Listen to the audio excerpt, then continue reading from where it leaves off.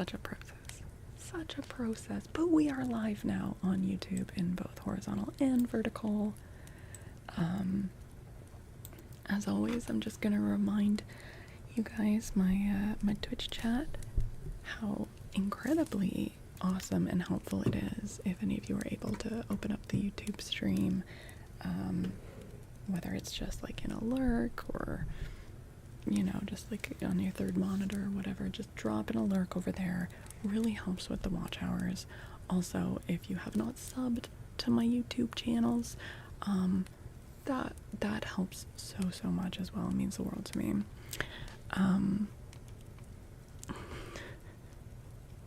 Thank you, Luna. Thank you. And Electric Bees, hi. Yes, happy St. Patrick's Day. Now, if you were around yesterday, you know that we celebrated St. Patrick's Day last night because we did our monthly bonus mythology stream, and we read more Irish mythology. It's not the first time we've read Irish mythology on stream, and it will not be the last because I love it. We read stories from Finn McCool. I just uploaded a minorly edited version of the VOD up on the YouTube channel just before stream started, but I think it's still like processing, so I don't know if it's like actually accessible yet, but it will be soon. Like, it has been uploaded with a very slapdash thumbnail that I need to fix. But anyways, if you want to listen to those stories, if you missed out on them, they're either up on the YouTube now or they will be very soon. Hi Durgo, made it to LA.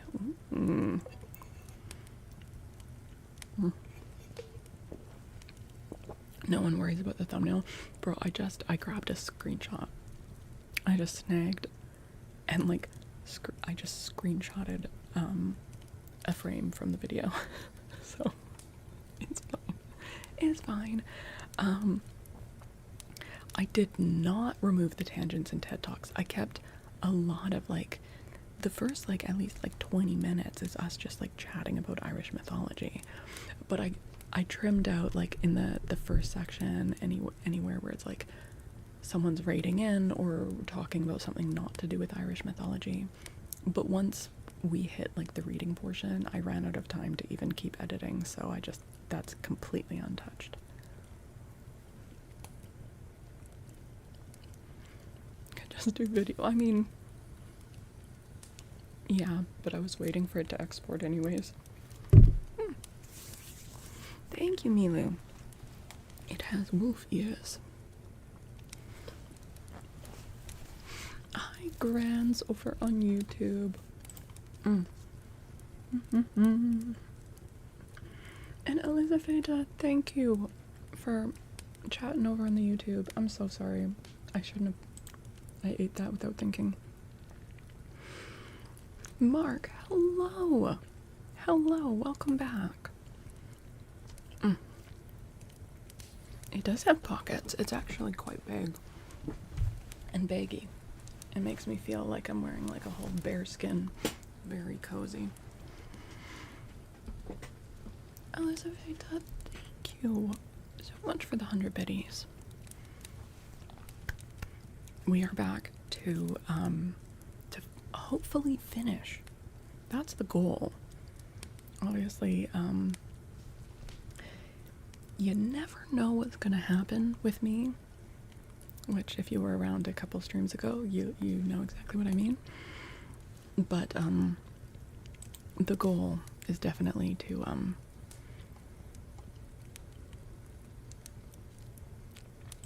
read all of it. But I am thinking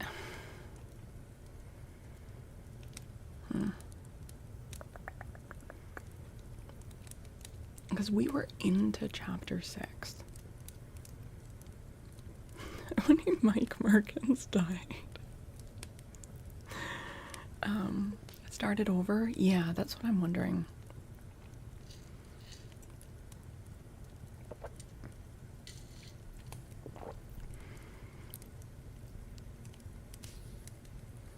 I think we were like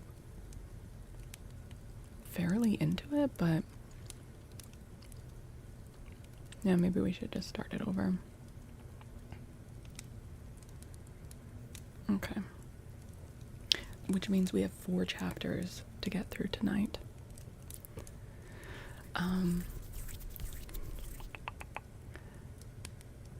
The inline emote picking for YouTube really stinks. I know there's some things I could be doing to personalize the YouTube more, and I think even more if I get the partner program unlocked. But yeah. And just I will mention this later as well, but just a little reminder for anyone who is watching on YouTube. Over the next 4 streams, so the next like weekish, I'm gonna be out of town for personal reasons. I will be streaming,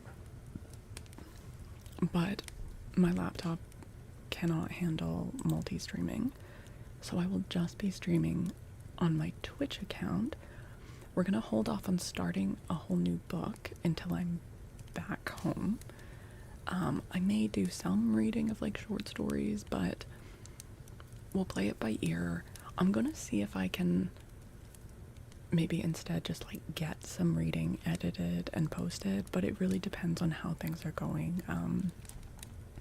Again, I'm not going into it, but there's some stressful and quite sad family stuff going on.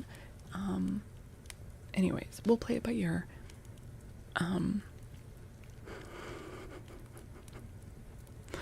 Hi, Donald. Buddha. Okay, so we it does look very cozy. It is really cozy. You have so many books to read, Brian. That is a whole mood. That's just the status of my life. Okay, so we are reading Behind a Mask, or A Woman's Power, which is written by Anne Barnard, aka Louisa May Alcott, aka the author of Little Women. It is a story, this is just going to be a brief catch you up. It's a story about a rich family in England who has a big estate out in the country, and they hire a governess for their 16-year-old daughter. Along with that 16-year-old daughter, there is a son, Edward, and then the eldest son, Gerald, is the heir to the estate. Their mother lives there, their father has passed, their uncle also lives in a separate house on the estate. And, can you define governess? Is it a teacher? It's like a mixture of, lessons, like school lessons, but also like comportment lessons, like manners, and even like how to like curtsy, or like things like that like well-to-do ladies would need to know. And sometimes governesses would start when the children were quite young, so of course the duties of a governess would change with age, but certainly lessons would be part of it. It has it's been mentioned in this book that Jean is teaching Bella like French and mathematics or something, also music, you know, so it's just kind of like lessons, also skills, talents, manners. Yeah, like Maria from The Sound of Music, a crossover between a teacher and a nanny. Yeah. And often in some cases could become like a decent friend, of course, with this weird knowledge of like this gap between them in terms of station, but governesses would often be like considered to be like a higher standing than a lady's maid, right? Yeah, because they would need to be like quite like decently bred, know all like the manners and such themselves, so yeah, And okay, so here's the juicy meat of the story, okay? We know that Jean Muir is a big old liar. She's a full-on liar. She is not a 19-year-old well-bred governess. She's a 30-year-old actress who's missing a bunch of teeth. And she is systematically working her way through the members of this family, winning them over in different ways.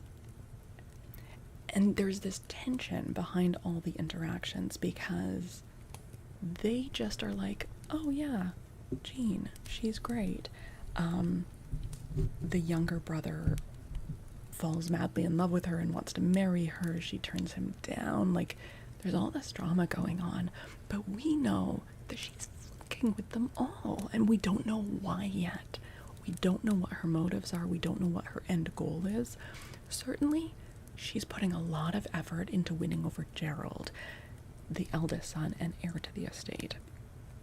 Now, he did not like her at all when she first arrived. He was very disinterested, but she has captivated him, and he is also starting to get very annoyed with Lucia, his cousin, to whom he was not officially betrothed, but there was an expectation. So Lucia now hates Jean.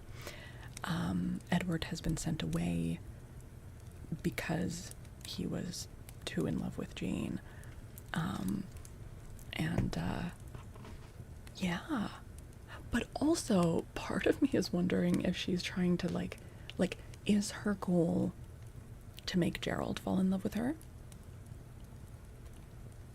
But also, she's also winning over the older uncle. I don't know what her game is there. It's very interesting. So yeah, we are going to be reading that. Oh, also part of her story, and we don't know if this is true or not, is that the previous family she worked for, the Sidneys, that the son of that family fell violently in love with her and is like kind of threatening to like assault her, take her virtue, like she's actually like fearing for her life a bit. So, but how much of that is true, I have no idea.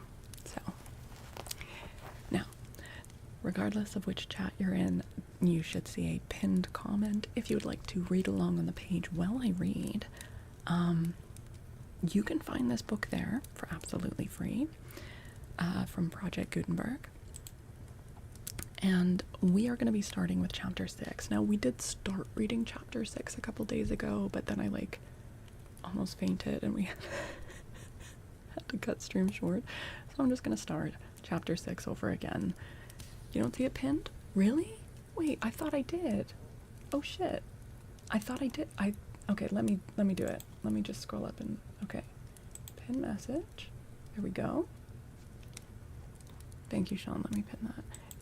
So stupid that mods cannot pin messages on YouTube. Just straight dumb. Alright. Okay. Alright. Let's get into it. Okay, Milu. Thank you for the lurk. Alright. So we are starting with chapter 6, On the Watch.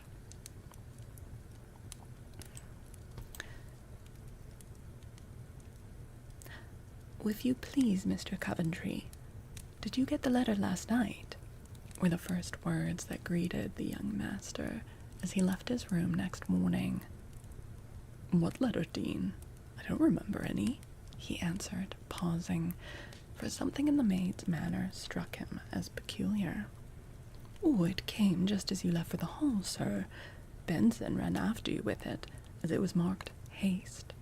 Didn't you get it, sir? Asked the woman anxiously. Yes, but upon my life, I forgot all about it till this minute, It's in my other coat, I suppose, if I've not lost it. That absurd masquerading put everything else out of my head. And speaking more to himself than to the maid, Coventry turned back to look for the missing letter. Hi, Nat. Hello. Good to see you. I'm just gonna move that over there. Okay.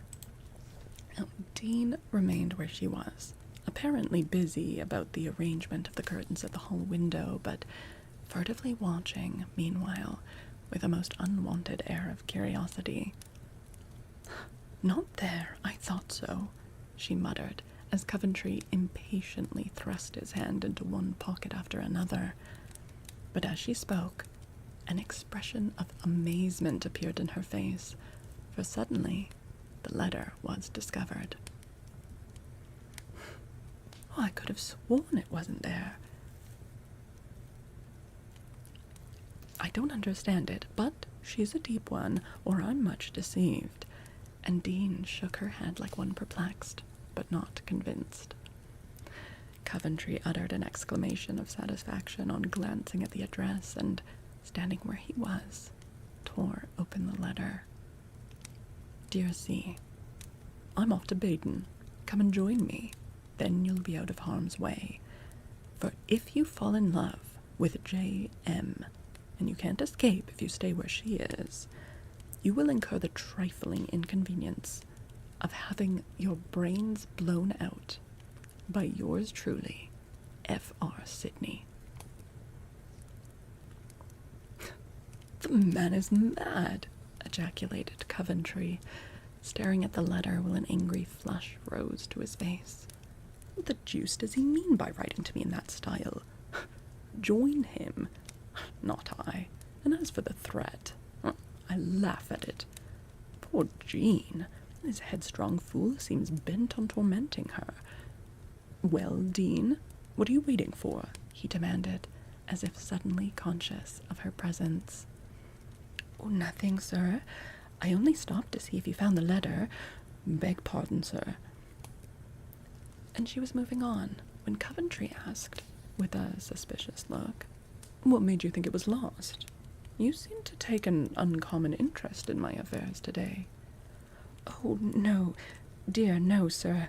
I felt a bit anxious. Benson is so forgetful, and it was me who sent him after you, for I happened to see you go out, so I felt responsible. Being marked that way, I thought it might be important, so I asked about it. Very well. You can go, Dean. It's all right, you see. I'm not so sure of that, muttered the woman as she curtsied respectfully and went away, looking as if the letter had not been found. Yep, so basically, Jean has, and we don't know if this is true or not, but Jean has told Coventry that Sidney, this gentleman of the family she used to work for, fell in love with her, and she refused him, and he tormented her and threatened her, and made her so miserable that she tried to kill herself and was in the hospital because of that. And Sidney has just written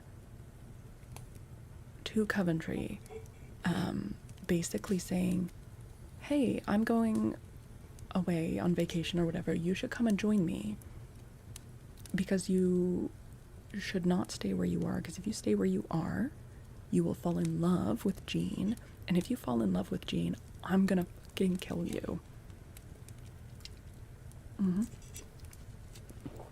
Which is a crazy thing to write in such a polite gentleman's letter.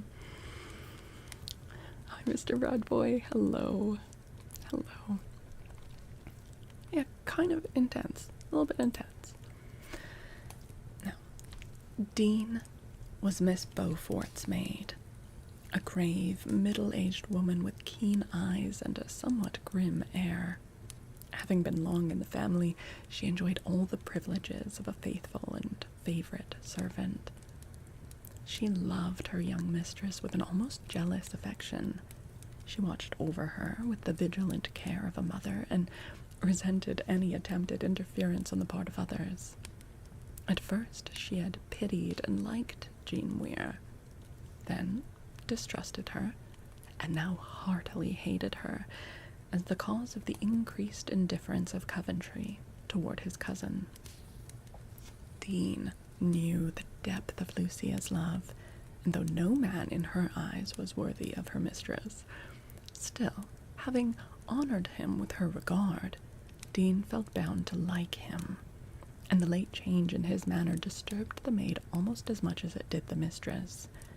She watched Jean narrowly, causing that amiable creature much amusement, but little annoyance as yet, for Dean's slow English wit was no match for the subtle mind of the governess.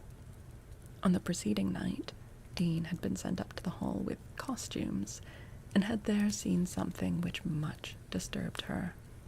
She began to speak of it while undressing her mistress, but Lucia, being in an unhappy mood, had so sternly ordered her not to gossip that the tale remained untold, and she was forced to bide her tune.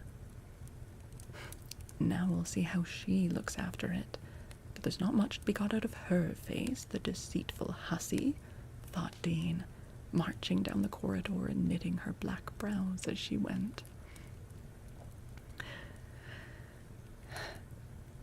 Good morning, Mrs. Dean.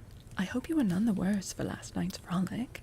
You had the work and we the play, said a blithe voice behind her, and turning sharply, she confronted Miss Muir.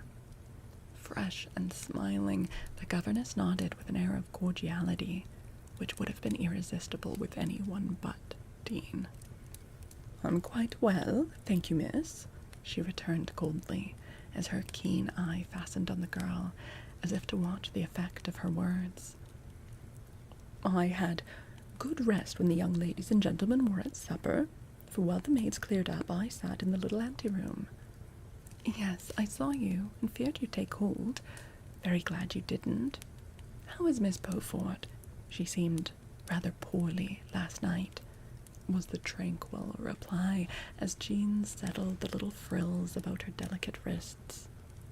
The cool question was a return shot for Dean's hint that she had been where she could oversee the interview between Coventry and Miss Muir.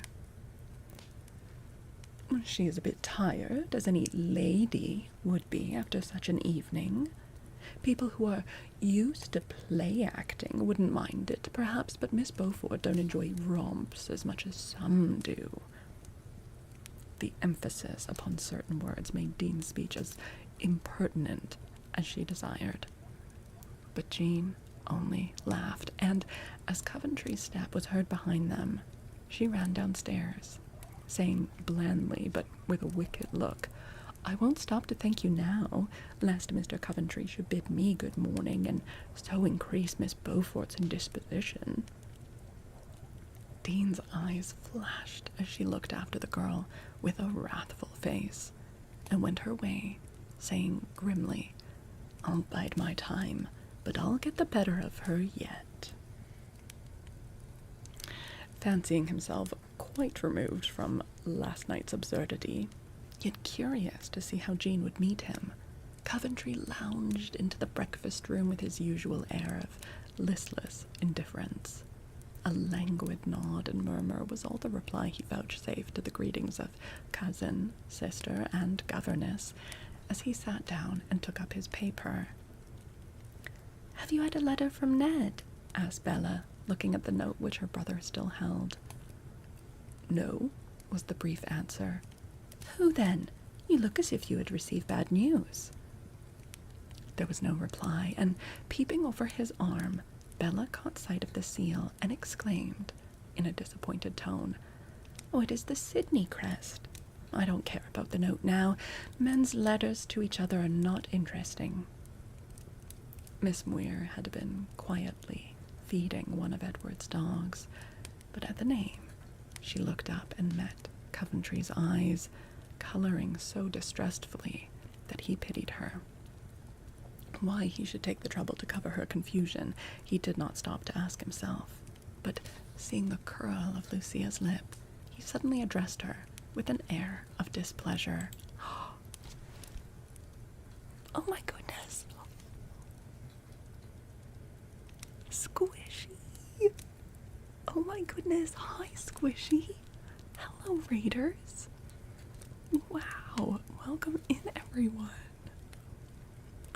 Hello, hello. It is so lovely to have you join us. Hello, hello, hello, hello. Hi. Oh my goodness. You guys. I don't know if she needs no introduction. But just in case, if there is any chance you're not following Squishy, who is just an iconic ASMR streamer in this space, make sure you're dropping a follow. She is so cozy, so tingly, and wonderfully pink. You heading out, Squishy. Thank you so much for the raid. Welcome in, everyone. I am Faolkor. If this is your first time here, I do a mixture of traditional ASMR triggers that do tend to be kind of on the chattier, soft-spoken side, and also including that is reading. We like to do a lot of story time. So you have come into the reading section. Pink hair again? Oh, heck yeah. That's awesome. That feels right. That feels right. Yes, we do, we read a whole range of things from the public domain, a whole bunch of genres. We are currently reading such a good book. I'm enjoying it so, so much. It's called Behind a Mask, and it was written by the same author who wrote Little Women, only she was writing under a pen name at the time, so that people would think it was written by a man, because that, helped things sell back in the day. And it's about a rich family who hires a governess, but we, the readers, know that the governess is actually an actress, and she's fooling them all, and we don't know why yet, but there's wonderful, incredible, dramatic irony, because all these interactions, which on the surface seem fairly straightforward, we know that she's got ulterior motives, but we don't know what they are yet. It's excellent. Oh yeah, pen names are still very common, yeah.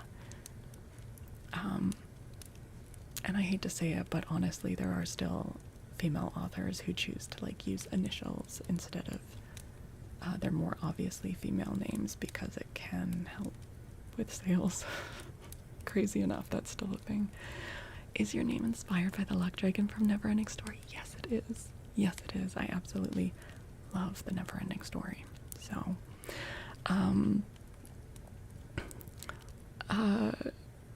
Rick over on YouTube, I'm Faolkor. Hello. Yes, we are also live on YouTube. I have 2 YouTube channels, one of which, the one I'm live on now, is just for the reading segments, and we've got some playlists over there. It's newer, so I'm still working on building up the archive. But if you're looking for some more books, last night we read Irish mythology for St. Patrick's Day. And then I have a second YouTube channel for the more traditional ASMR triggers. Yeah. All right. Well, welcome in, you guys. Get cozy for story time. Malum, thank you for that streak. Thank you, thank you. Rinch, hello over on YouTube. Hi. Okay, so they're at the breakfast table. Gerald Coventry, the eldest son and heir, has received a letter from Mr. Sidney,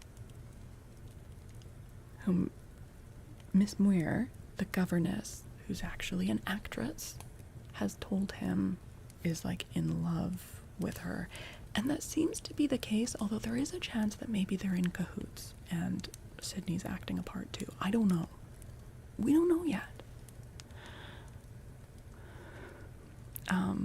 But yes, please feel free to get cozy. We are focusing more on the reading tonight, because I'm hoping to finish this book tonight. We've got 3 more chapters after this one, but over the next week we're going to be focusing more on ASMR triggers and less on reading. So Yeah. All right. Good vibes. Oh, I'm glad you think so. I'm glad you think so, Mega. Oh, thank you for the stretch. Hi, Soup. Hello. Good to see you. Oof. Oof.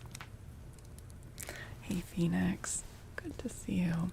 Oh, yes. And if any of you would like to read along with me, there's a pinned comment where you can find this book for absolutely free on Project Gutenberg. You can download it for your e-reader or just a PDF, or even open it just in a browser tab to read along if you'd like. Okay.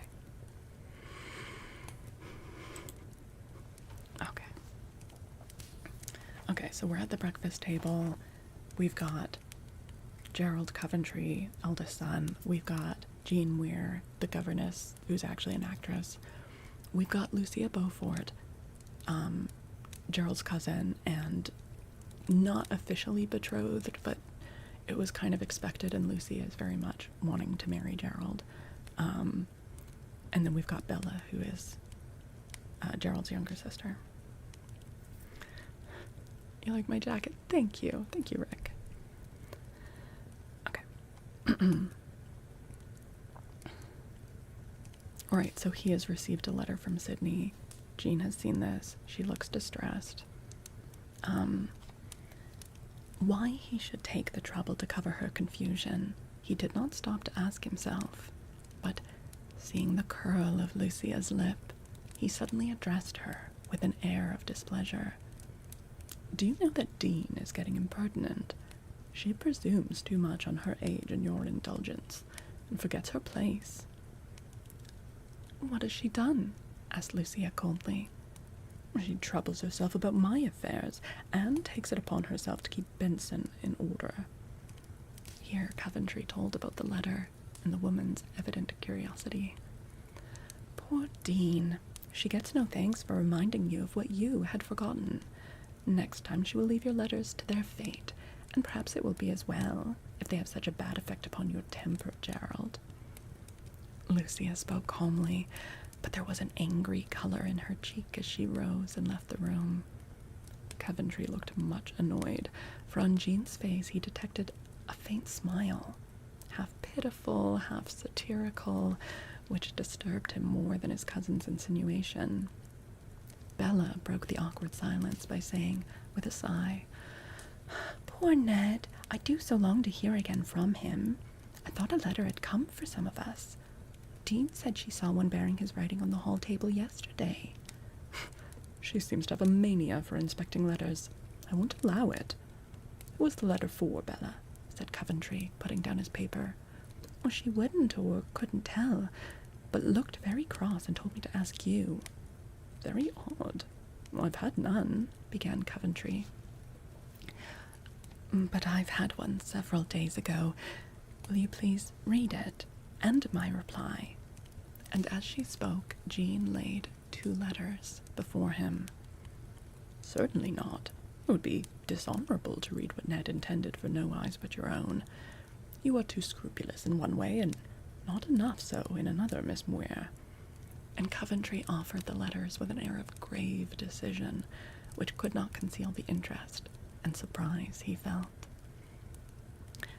You are right. Mr. Edward's note should be kept sacred, for in it the poor boy has laid bare his heart to me. But mine I beg you will read, that you may see how well I try to keep my word to you. Oblige me in this, Mr. Coventry. I have a right to ask it of you. So urgently she spoke, so wistfully she looked, that he could not refuse, and, going to the window, read the letter. It was evidently an answer to a passionate appeal from the young lover, and was written with consummate skill. As he read, Gerald could not help thinking, if this girl writes in this way to a man whom she does not love, with what a world of power and passion would she write to one whom she did love? And this thought kept returning to him, as his eye went over line after line of wise argument, gentle reproof, good counsel, and friendly regard.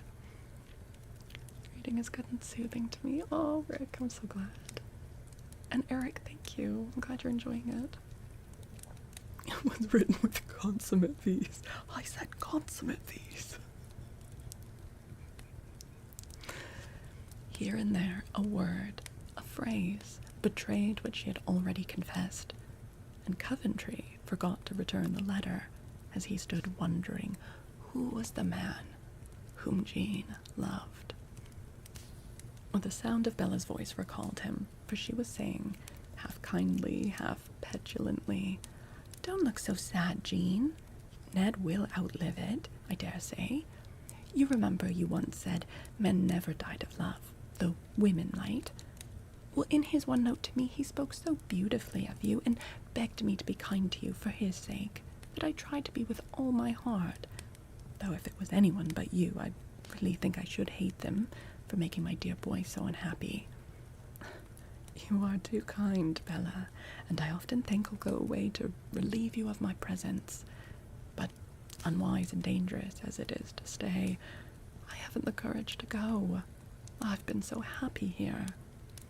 And as she spoke, Jean's head dropped lower over the dog as it nestled to her affectionately. "Anthony, hello, hello."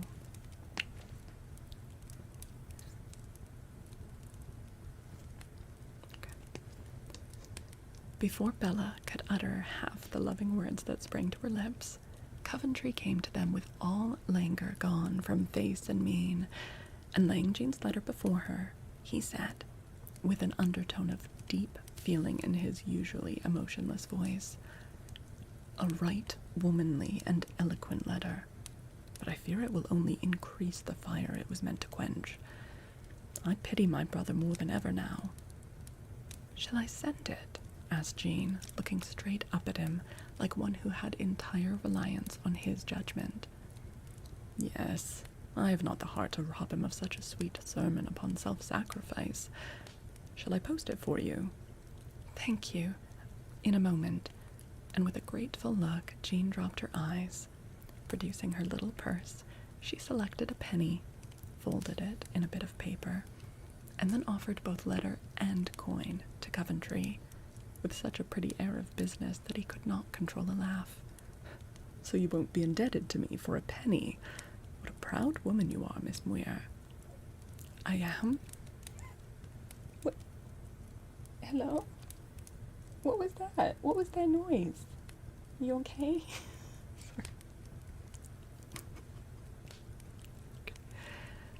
"I am. It's a family failing." And she gave him a significant glance, which recalled to him the memory of who she was. He understood her feeling and liked her the better for it, knowing that he would have done the same had he been in her place. It was a little thing, but if done for effect, it answered admirably, for it showed a quick insight into his character on her part, and betrayed to him the existence of a pride in which he sympathized heartily. He stood by Jean a moment, watching her as she burnt Edward's letter in the blaze of the spirit lamp under the urn. "Why do you do that?" he asked involuntarily. "Because it is my duty to forget," was all her answer. "Can you always forget when it becomes a duty?" "I wish I could. I wish I could." She spoke passionately, as if the words broke from her against her will, and, rising hastily, she went into the garden, as if afraid to stay. Oh, sorry, I was talking to my guinea pigs. I don't know if you could hear the little noise they made. So what this is referencing is that Jean, who does spend one-on-one time with the uncle who lives in a separate house on the estate, she goes to read to him. He likes hearing history books read to him. And in a conversation between the uncle and Gerald, the uncle said that Jean let slip that she's actually this like noble-born daughter of this like well-known noblewoman that had died, and her child had been like orphaned or sent abroad or whatever. And so like no proof has been shown, but the uncle firmly believes it. He told Gerald believes it, that she is the daughter of Lady Howard, I think. But she has begged Gerald not to tell any of the others because she doesn't want people knowing that she's actually, like, really highborn. Of course, all of this is most likely complete bullshit. Like, she's faking a lot, right? So, any horses? Not so far. Not so far. All right. Oh, Julia, thank you for the follow. Thank you, thank you. This plan can't possibly fail. I mean, we shall see. We don't even know yet, like, what her ultimate goal is. So, yeah, we've been keeping an eye on the horses for sure. Yeah, the most simple explanation is that she's trying to marry Gerald, who is the eldest son and the heir to the estate. That is the most simple explanation. But the thing is, if she actually got involved with him, it would be pretty clear pretty quickly that she's not who she says she is, because she, like, puts on a bunch of makeup and she's telling them all that she's 19 years old, but we saw this scene where she goes into the room and she wipes off all her makeup and she takes out a bunch of fake teeth, and, like, if they got married, like, he would soon realize, like, wait, I don't know. And then wouldn't they be able to, like, get the marriage annulled? Like, that just does not seem like a foolproof plan. I don't know. Hi, Dot.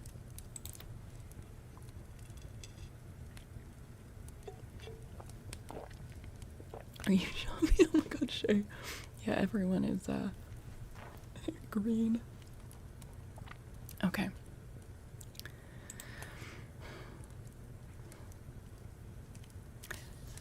Poor dear Jean is very unhappy about something, but I can't discover what it is.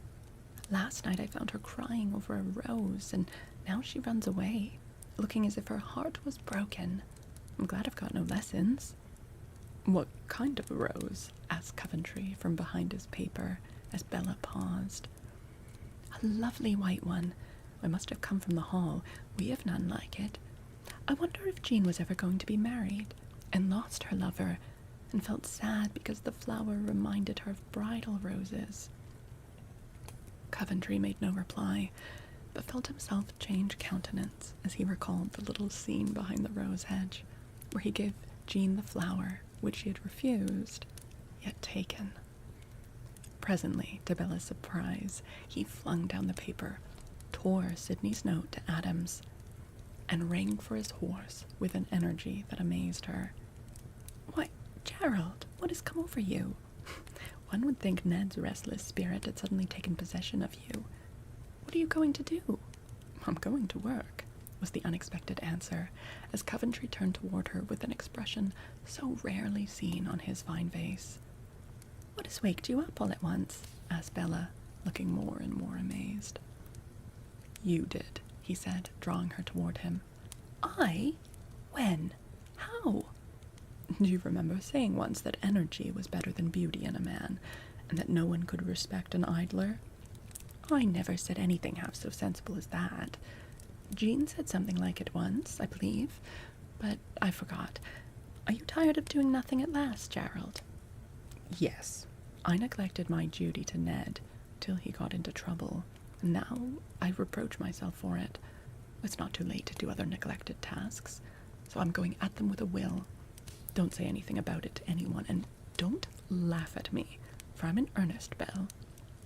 I know you are, and I admire and love you for it, my dear old boy, cried Bella enthusiastically, as she threw her arms about his neck and kissed him heartily.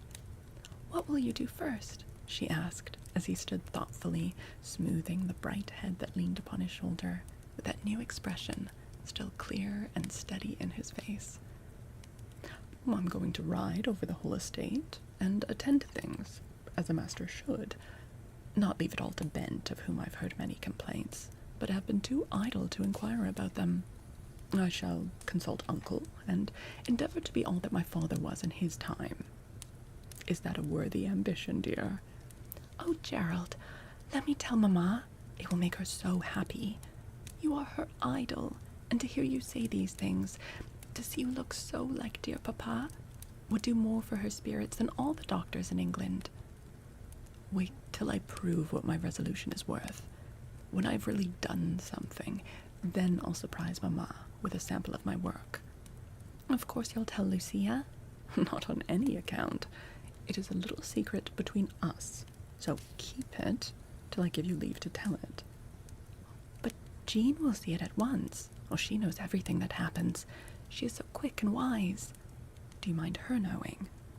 I don't see that I can help it if she is so wonderfully gifted. Let her see what she can. I don't mind her. Now, I'm off.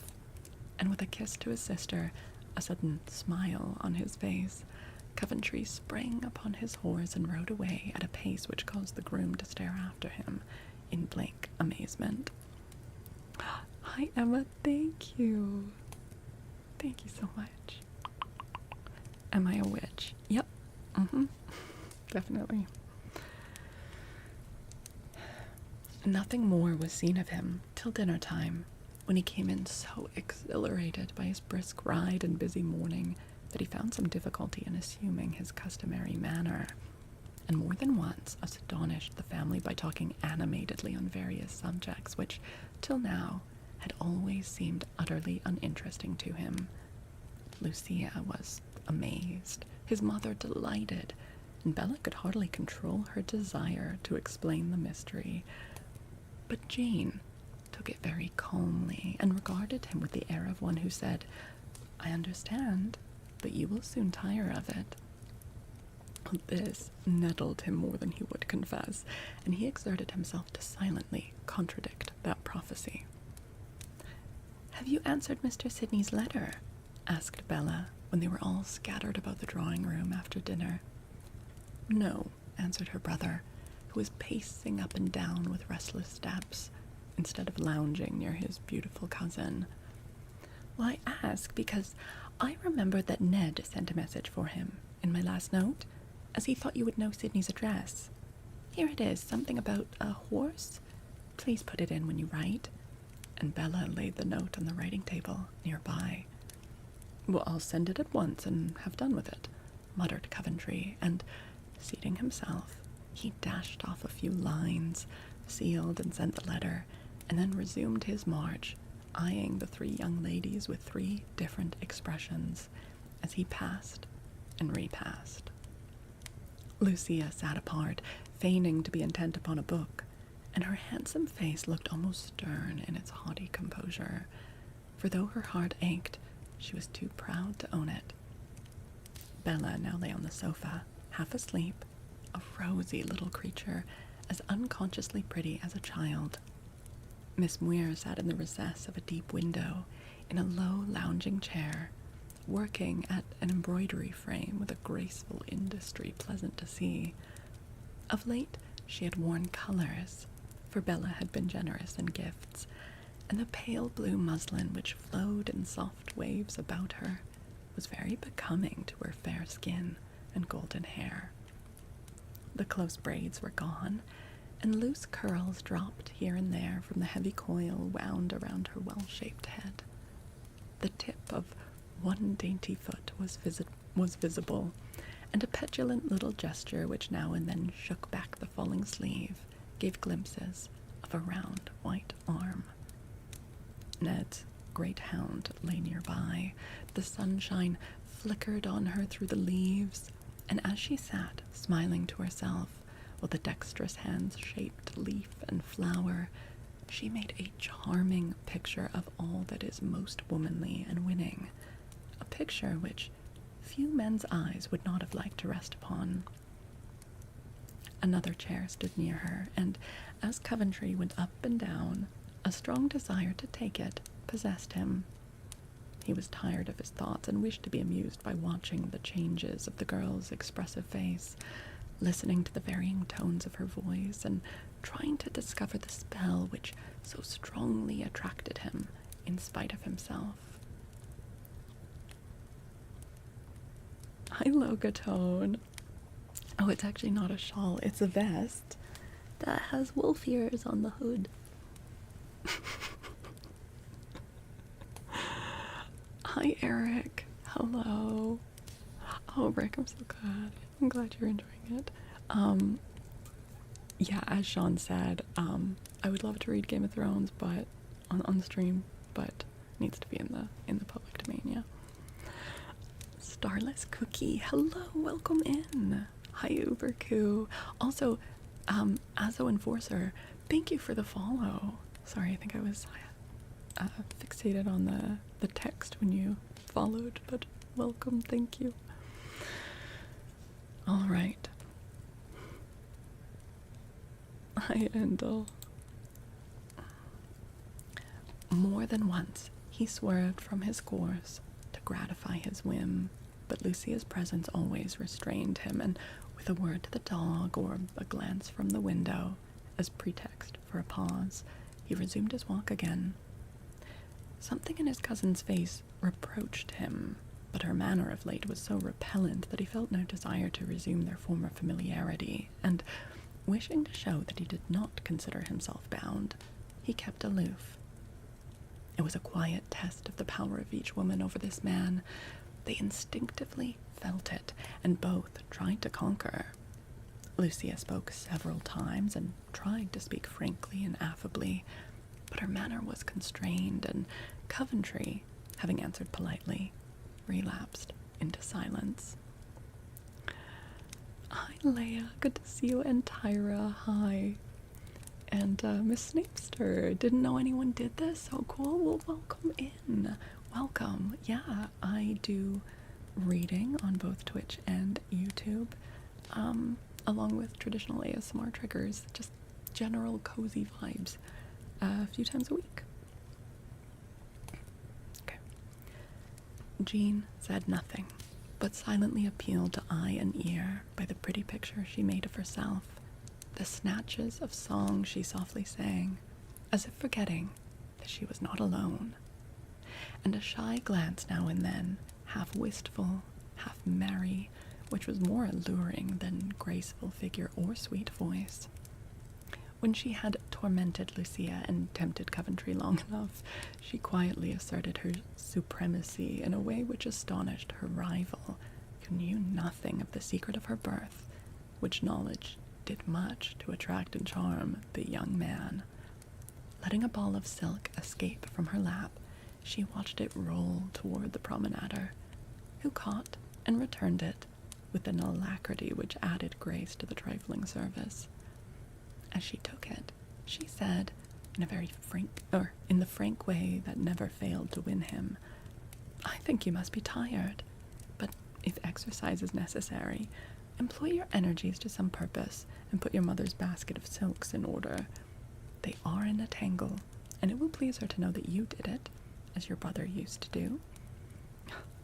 "Hercules at a distaff," said Coventry gaily, and down he sat in the long-desired seat. Jean put the basket on his knee, and as he surveyed it, as if daunted at his task, she leaned back and indulged in a musical little peal of laughter, charming to hear. Lucia sat dumb with surprise to see her proud, indolent cousin obeying the commands of a governess, and looking as if he heartily enjoyed it. In 10 minutes she was as entirely forgotten as if she had been miles away, for Jean seemed in her wittiest, gayest mood, and as she now treated the young master like an equal, there was none of the former meek timidity. Yet often her eyes fell, her color changed, and the piquant sallies faltered on her tongue as Coventry involuntarily looked deep into the fine eyes which had once shone on him so tenderly in that mimic tragedy.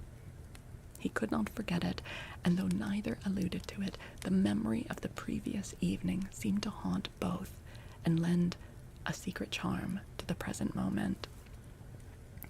Why are you whispering? I am speaking fairly quietly because on Twitch I'm streaming actually in the ASMR category, and a lot of people like to use this kind of content to fall asleep to. So yeah, it's a wonderful position to be in, that if people are engaged and listening, that feels great. And if people are cozy enough they fall asleep, that also feels great.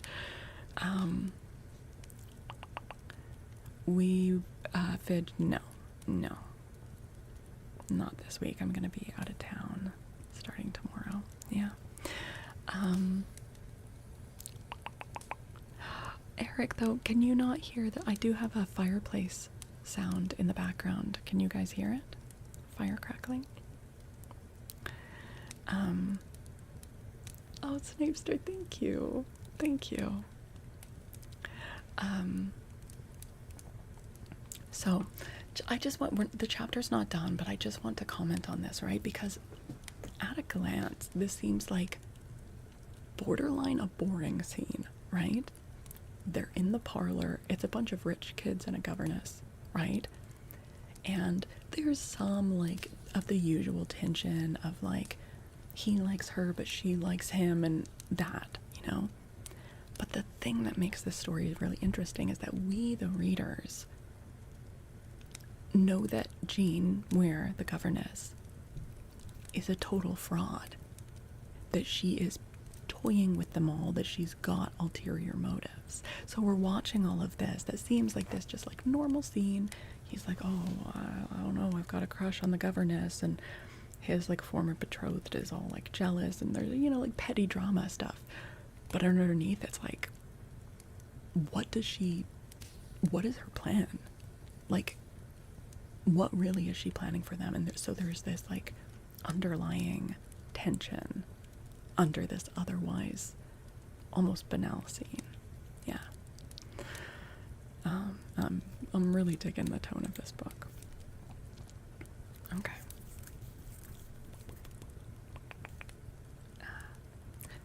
Lucia bore this as long as she could, and then left the room with the air of an insulted princess. But Coventry did not, and Jean feigned not to see her go. Bella was fast asleep, and before he knew how it came to pass, the young man was listening to the story of his companion's life. Right, again, like this is probably all lies that she's telling him, but we'll see. I know. Very exciting, isn't it? If you hear squeaking in the background, those are my guinea pigs.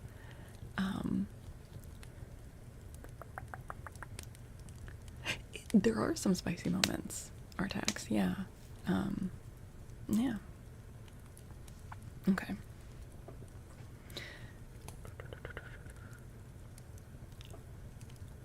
Okay. A sad tale, told with wonderful skill, for soon he was absorbed in it. The basket slid unobserved from his knee.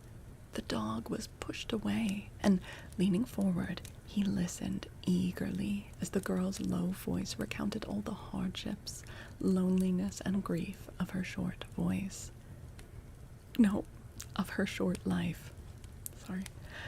In the midst of a touching episode, she started, stopped, and looked straight before her with an intent expression which changed to one of intense contempt, and her eye turned to Coventry's as she said, pointing to the window behind him, "We are watched." "By whom?" he demanded, starting up angrily. "Hush, say nothing. Let it pass. Let it pass. I'm used to it." "But I am not, and I'll not submit to it. Who was it, Jean?" he answered hotly. She smiled significantly at a knot of rose-colored ribbon, which a little gust was blowing toward them along the terrace. A black frown darkened the young man's face as he sprang out of the long window and went rapidly out of sight, scrutinizing each green nook as he passed. Jean laughed quietly as she watched him and said softly to herself, with her eyes on the fluttering ribbon, "That was a fortunate accident and a happy inspiration. Yes, my dear Mrs. Dean, you will find that playing the spy will only get your mistress, as well as yourself, in trouble. You would not be warned, and you must take the consequences, reluctant as I am to injure a worthy creature like yourself." Soon Coventry was heard returning, Jean listened with suspended breath to catch his first words, for he was not alone. "Since you insist that it was you, and not your mistress, I let it pass, although I still have my suspicions. Tell Miss Beaufort I desire to see her for a few moments in the library. Now go, Dean. Be careful for the future if you wish to stay in my house." The maid retired, and the young man came in looking both ireful and stern. Such a nice break from YouTube madness. Aw, I'm so glad you found us then, Miss Snapester. It's good to have you join us. Yeah, it's good to slow down with a cozy story sometimes. Yeah. Okay.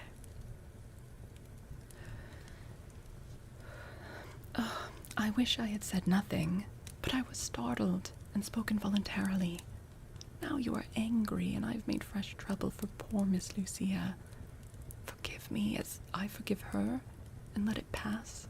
I've learned to bear this surveillance and pity her causeless jealousy," said Jean, with a self-reproachful air. "I will forgive the dishonorable act, but I cannot forget it, and I intend to put a stop to it. I am not betrothed to my cousin, as I told you once, but you, like all the rest, seem bent on believing that I am. Hitherto I have cared too little about the matter to settle it, but now I shall prove beyond all doubt that I am free." As he uttered the last word, Coventry cast on Jean a look that affected her strangely. She grew pale, her work dropped on her lap, and her eyes rose to his with an eager, questioning expression, which slowly changed to one of mingled pain and pity as she turned her face away, murmuring in a tone of tender sorrow, "Poor Lucia, who will comfort her?" For a moment, Coventry stood silent, as if weighing some fateful purpose in his mind. As Jean's rapt sigh of compassion reached his ear, he had echoed it within himself, and half repented of his resolution. Then his eye rested on the girl before him, looking so lonely in her sweet sympathy for another that his heart yearned toward her. Sudden fire shot into his eye, sudden warmth replaced the cold sternness of his face, and his steady voice faltered suddenly as he said, very low but very earnestly, "Jean, I have tried to love her, but I cannot. Ought I to deceive her and make myself miserable to please my family? She is beautiful and good, and loves you tenderly. Is there no hope for her?" asked Jean, still pale, but very quiet, though she held one hand against her heart as if to still or hide its rapid beating. "None," answered Coventry. "But can you not learn to love her? Your will is strong, and most men would not find it a hard task." "I cannot, for something stronger than my own will controls me." "What is that?" And Jean's dark eyes were fixed upon him, full of innocent wonder. His fell, and he said hastily, "I dare not tell you yet." "Oh, pardon, I should not have asked. Do not consult me in this matter. I am not the person to advise you. I can only say that it seems to me as if any man with an empty heart would be glad to have so beautiful a woman as your cousin." "My heart is not empty," began Coventry, drawing a step nearer and speaking in a passionate voice. "Jean, I must speak. Hear me. I cannot love my cousin because I love you." "Stop!" And Jean sprang up with a commanding gesture. "I will not hear you while any promise binds you to another. Remember your mother's wishes, Lucia's hopes, Edward's last words, your own pride, my humble lot. You forget yourself, Mr. Coventry. Think well before you speak. Weigh the cost of this act, and recollect who I am before you insult me by any transient passion, any false vows. I have thought, and do weigh the cost, and I swear that I desire to woo you as humbly, honestly as I would any lady in the land. You speak of my pride. Do I stoop in loving my equal in rank? You speak of your lowly lot, but poverty is no disgrace, and the courage with which you bear it makes it beautiful. I should have broken with Lucia before I spoke, but I could not control myself. My mother loves you and will be happy in my happiness. Edward must forgive me, for I have tried to do my best, but love is irresistible. Tell me, Jean, is there any hope for me? He had seized her hand and was speaking impetuously, with ardent face and tender tone, but no answer came, for as Jean turned her eloquent countenance toward him, full of maiden shame and timid love, Dean's prim figure appeared at the door, and her harsh voice broke the momentary silence, saying sternly, "Miss Beaufort is waiting for you, sir." Go at once, and be kind, for my sake, Gerald," whispered Jean, for he stood as if deaf and blind to everything but her voice, her face. As she drew his head down to whisper, her cheek touched his, and, regardless of Dean, he kissed it, passionately, whispering back, "Oh, my little Jean, for your sake I can be anything." That Jane Austen would never is spicy. Spicy for the time. Spicy for the time. Oh my god. "Miss Beaufort is waiting. Shall I say you will come, sir?" demanded Dean, pale and grim with indignation. Yes, I'll come. Wait for me in the garden, Jean." And Coventry hurried away, in no mood for the interview, but anxious to have it over. As the door closed behind him, Dean walked up to Miss Muir. Trembling with anger, and laying a heavy hand on her arm, she said, below her breath, "I've been expecting this. You artful creature. I saw your game and did my best to spoil it, but you are too quick for me. You think you've got him. There you are mistaken, for as sure as my name is Hester Dean, I'll prevent it. Or Sir John shall. Take your hand away and treat me with the proper respect, or you will be dismissed from this house. Do you know who I am?" And Jean drew herself up with a haughty air, which impressed the woman more deeply than her words.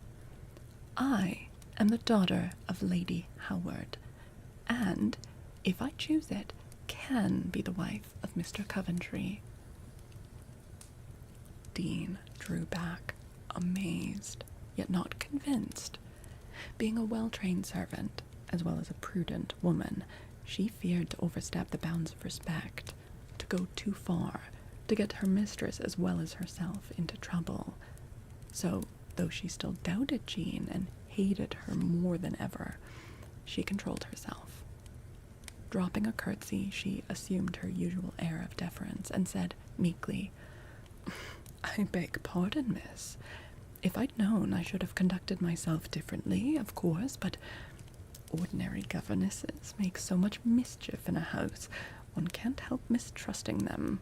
I don't wish to meddle or be overbold, but being fond of my dear young lady, I naturally take her part, and must say that Mr. Coventry has not acted like a gentleman. Think what you please, Dean, but I advise you to say as little as possible if you wish to remain. I have not accepted Mr. Coventry yet, and if he chooses to set aside the engagement his family made for him, I think he has a right to do so. Miss Beaufort would hardly care to marry him against his will, because he pities for her unhappy love. And with a tranquil smile, Miss Muir walked away. End of chapter. Oh my god. Oh my god. Abdel, I think you can be a voice actor. Oh, thank you. Thank you. Oh man. Things are getting spicy. Do I have any totally whispered reads? Some, yeah. Usually if I'm reading like a book or a short story, it's usually in soft spoken like this. But I do occasionally do whispered reading, especially if it's poetry.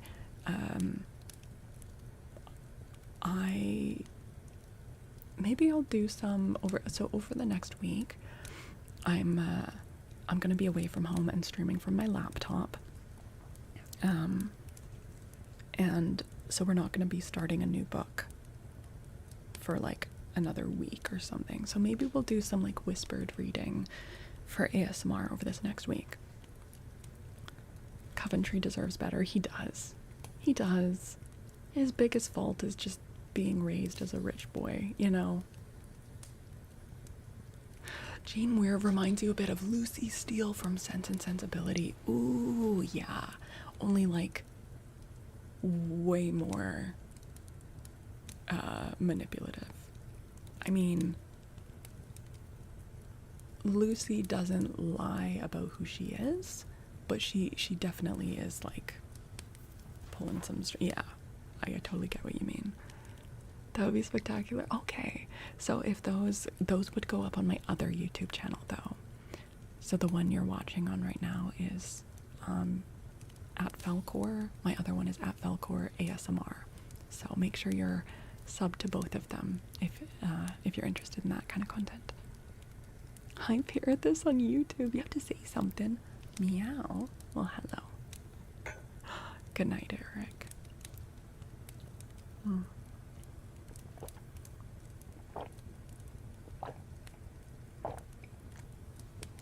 Okay. Whew. Let's jump into the next chapter.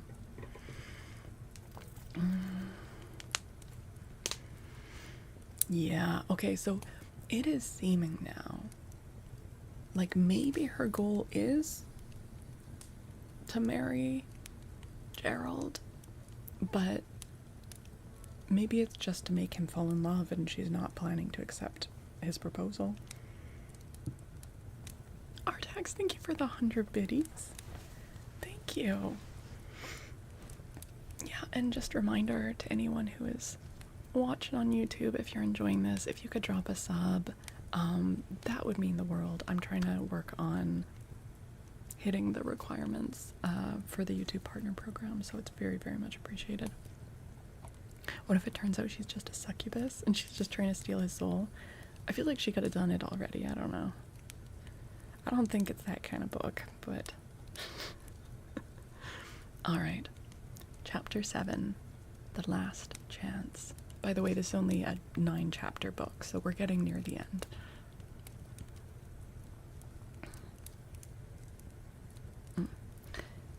She will tell Sir John, will she? Well, then I must be before her and hasten events. It will be as well to have all sure before there... I read that so poorly. Let me start again. Okay. She will tell Sir John, will she? Then I must be before her and hasten events. It will be as well to have all sure before there can be any danger. Oh, my poor Dean, you are no match for me, but you may prove annoying nevertheless. These thoughts passed through Miss Muir's mind as she went down the hall, pausing an instant at the library door, for the murmur of voices was heard. She caught no word, and had only time for an instant's pause as Dean's heavy step followed her. Turning, Jean drew a chair before the door, and, beckoning to the woman, she said, smiling still, "Sit here and play watchdog. I am going to Miss Bella, so you can nod if you will." "Thank you, miss. I will wait for my young lady. She may need me when this hard time is over." And Dean seated herself with a resolute face.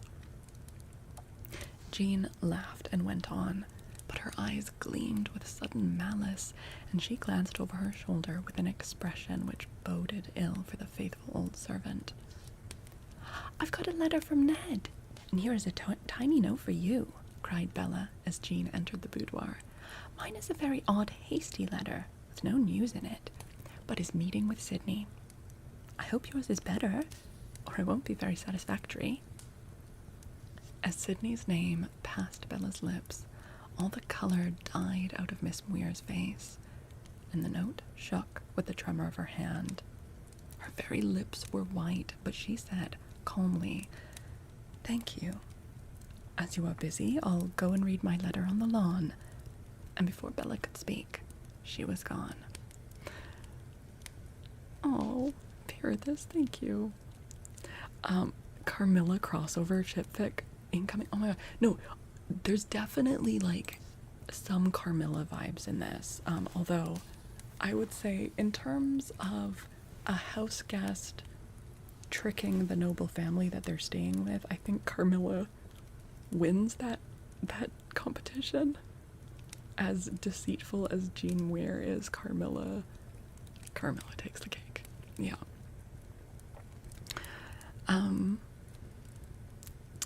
Ivan, sorry, I speak English. English, please. Okay. Thank you, Sean. You got my sub. Thank you, Miss Napster. Thank you.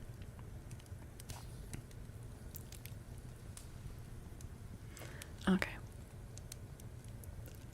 Yeah, if Jean Muir suddenly is like a vampire, that would be awesome, but I don't think it goes in that direction.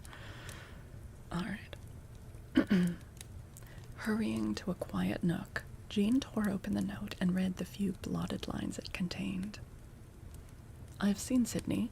He has told me all, and hard as I found it to believe, it was impossible to doubt, for he has discovered proofs which cannot be denied. I make no reproaches, shall demand no confession or atonement, for I cannot forget that I once loved you. I give you 3 days to find another home, before I return to tell my family who you are. Go at once, I beseech you, and spare me the pain of seeing your disgrace." Slowly, steadily, she read it twice over, then sat motionless, knitting her brows in deep thought. Presently she drew a long breath, tore up the note, and, rising, went slowly toward the hall, saying to herself, 3 days. Only 3 days. Can it be accomplished in so short a time? It shall be, if wit and will can do it, for it is my last chance. If this fails, I'll not go back to my old life, but end all at once. Setting her teeth and clenching her hands, as if some memory stung her, she went on through the twilight to find Sir John waiting to give her a hearty welcome. "Oh, you look tired, my dear. Never mind the reading tonight. Rest yourself and let the book go," he said kindly, observing her worn look. "Thank you, sir. I am tired, but I'd rather read, else the book will not be finished before I go." "Go, child? Where are you going?" demanded Sir John, looking anxiously at her as she sat down. "I will tell you by and by, sir." And opening the book, Jean read for a little while. But the usual charm was gone. There was no spirit in the voice of the reader, no interest in the face of the listener. And soon he said, abruptly, "My dear, pray stop. I cannot listen with a divided mind. What troubles you? Tell your friend and let him comfort you." As if the kind words overcame her, Jean dropped the book, covered up her face, and wept so bitterly that Sir John was much alarmed, for such a demonstration was deeply touching in one who usually was all gaiety and smiles. As he tried to soothe her, his words grew tender, his solicitude full of a more than paternal anxiety, and his kind heart overflowed with pity and affection for the weeping girl. As she grew calmer, he urged her to be frank, promising to help and counsel her, whatever the affliction or fault might be. "Ah, you are too kind, too generous. How can I go away and leave my one friend?" sighed Jean, wiping the tears away and looking up at him with grateful eyes. "Then you do care a little for the old man," said Sir John, with an eager look, an involuntary pressure of the hand he held. Jean turned her face away and answered, very low, "No one ever was so kind to me as you have been. Can I help caring for you more than I can express?" Now, Sir John was a little deaf at times, but he heard that and looked well pleased. He had been rather thoughtful of late, had dressed with unusual care, been particularly gallant and gay when the young ladies visited him, and more than once, when Jean paused in the reading to ask a question, he had been forced to confess that he had not been listening. Oh my, is he in love with her too? Oh my god. Is this Twilight? No, but there is an Edward and a Bella in it, weirdly enough.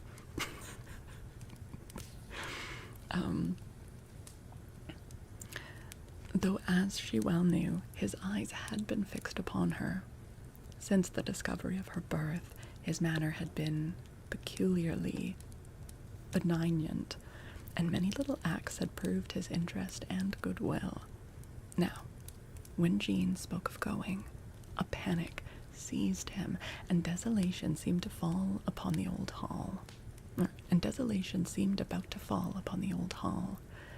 Something in her unusual agitation struck him as peculiar and excited his curiosity. Never had she seemed so interesting as now, when she sat beside him with tearful eyes and some soft trouble in her heart which she dared not confess. "Tell me everything, child, and let your friend help you if he can." Formerly he said father or the old man, but lately he always spoke of himself as her friend. "I will tell you, for I have no one else to turn to. I must go away because Mr. Coventry has been weak enough to love me." "What, Gerald?" cried Sir John, amazed. "Yes, today he told me this and left me to break with Lucia. So I ran to you to help me prevent him from disappointing his mother's hopes and plans." Sir John had started up and paced down the room, but as Jean paused, he turned toward her, saying, with an altered face, "Then you do not love him? Is it possible?" "No, I do not love him," she answered promptly. "Oh shit, okay. God, what is this girl after? It's not Gerald."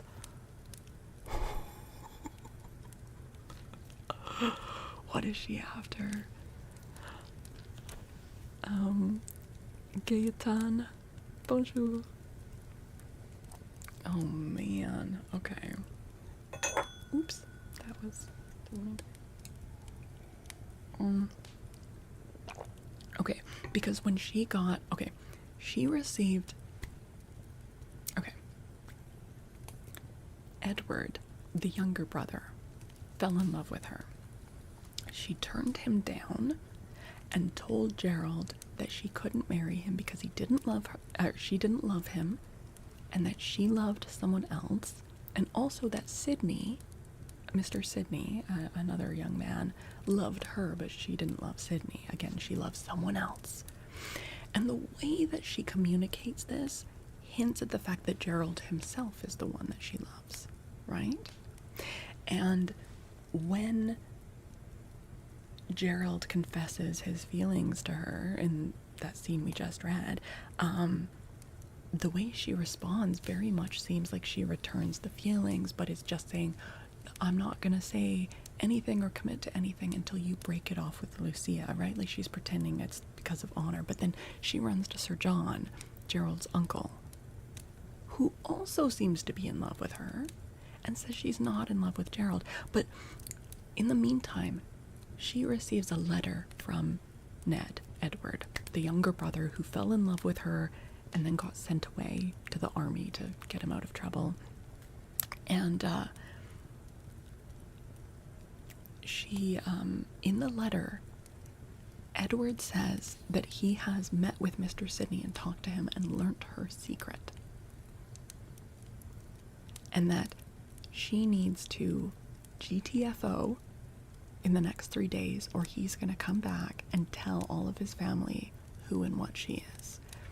So we can assume, not 100%, but assume that he knows that she's lying, that she's an actress. And when she was like, okay, I've got 3 days, that very much, I was finally starting to think, oh, maybe her goal is to marry Gerald, who is the heir of the estate, you know? And she's like, oh God, I gotta get married in the next 3 days kind of thing.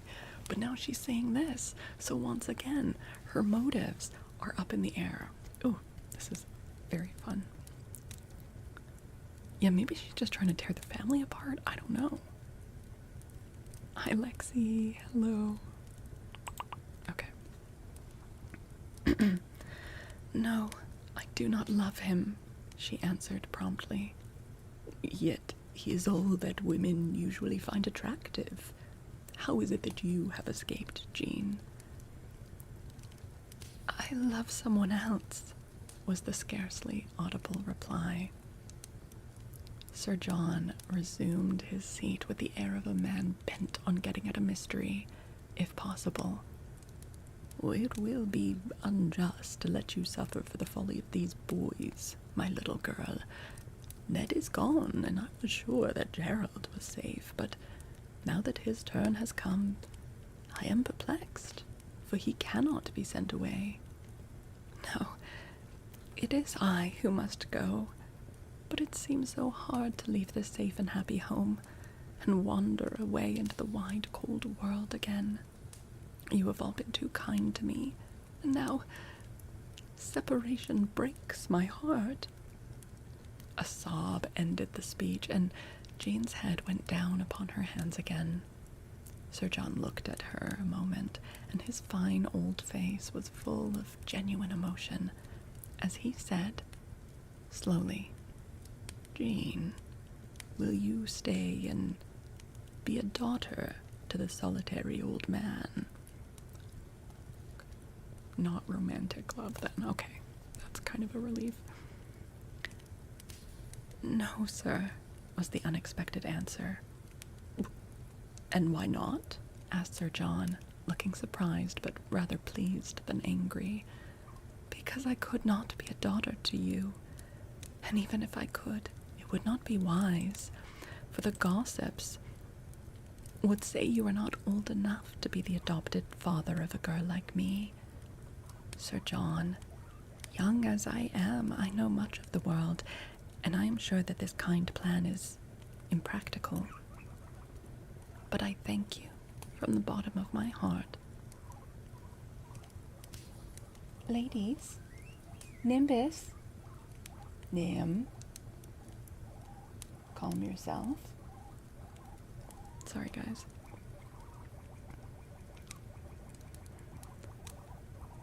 Well, I'm curious, what made you think I'm from Romania? He's trying to get her in her...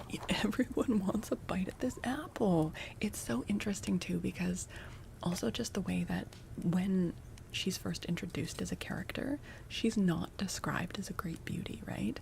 She's described as kind of plain and sallow, and her hair, instead of being like golden, is kind of like a yellow color.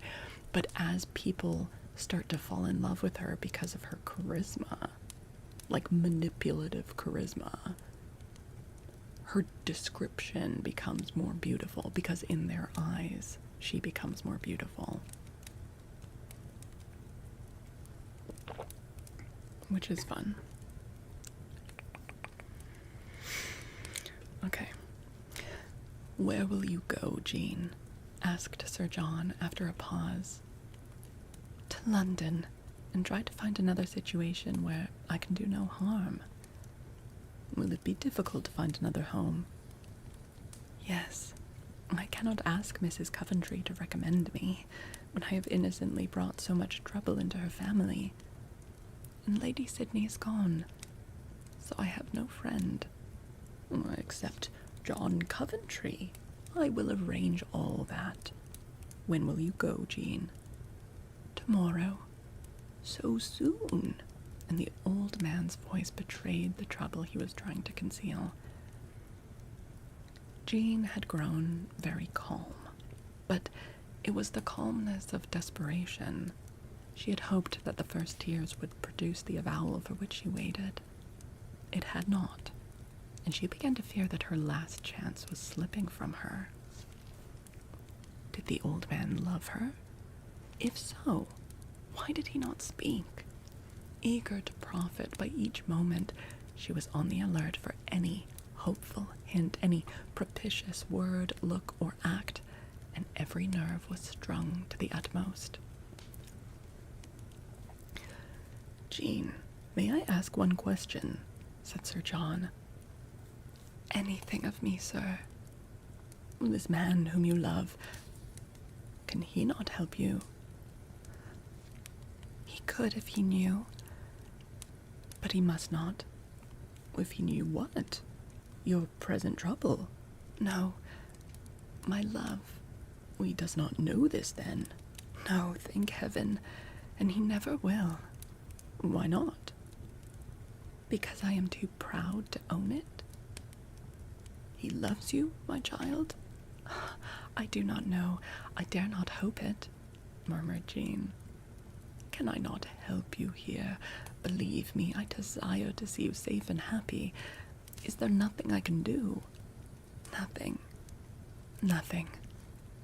May I know the name? No, let me go. I cannot bear this questioning. And Jean's distressful face warned him to ask no more. Forgive me, and let me do what I may. Rest here quietly. I'll write a letter to a good friend of mine who will find you a home if you leave us. As Sir John passed into his inner study, Jean watched him with despairing eyes and wrung her hands, saying to herself, "Has all my skill deserted me when I need it most? How can I make him understand, yet not overstep the bounds of maiden modesty? He is so blind, so timid, or so dull he will not see, and time is going fast. What shall I do to open his eyes?" Her own eyes roved about the room, seeking for some aid from inanimate things, and soon she found it. Close behind the couch where she sat hung a fine miniature of Sir John. At first her eye rested on it as she contrasted its placid comeliness with the unusual pallor and disquiet of the living face seen through the open door, as the old man sat at his desk, trying to write and casting covert glances at the girlish figure he had left behind him. Affecting unconsciousness of this, Jean gazed on as if forgetful of everything but the picture, and suddenly, as if obeying an irresistible impulse, she took it down, looked long and fondly at it, then, shaking her curls about her face, as if to hide the act, pressed it to her lips, and seemed to weep over it in an uncontrollable paroxysm of tender grief. A sound startled her, and like a guilty thing, she turned to replace the picture, but it dropped from her hand as she uttered a faint cry and hid her face, for Sir John stood before her with an expression which she could not mistake. "Jean, why did you do that?" he asked in an eager, agitated voice. No answer, as the girl sank lower like one overwhelmed with shame. Laying his hand on the bent head and bending his own, he whispered, "Tell me, is the name John Coventry?" Still no answer, but a stifled sound betrayed that his words had gone home. Jean, shall I go back and write the letter, or... Sorry, this line is disgusting. Okay, sorry. Jean, shall I go back and write the letter, or may I stay and tell you that the old man loves you better than a daughter?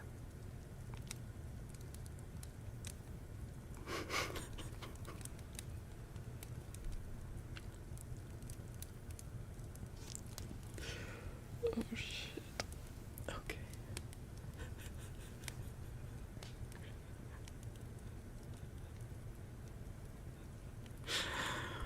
Oh, yeah, no, it's cool. Just, within the space of 20 minutes, he's offered to adopt her and now potentially marry her. It's cool. It's cool. She did not speak, but a little hand stole out from under the falling hair as if to keep him.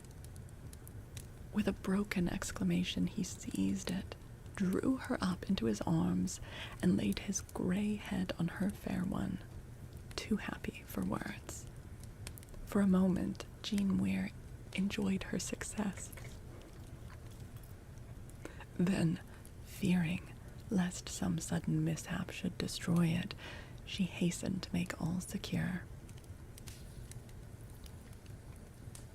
Looking up with well-feigned timidity and half-confessed affection, she said softly, "Forgive me that I could not hide this better.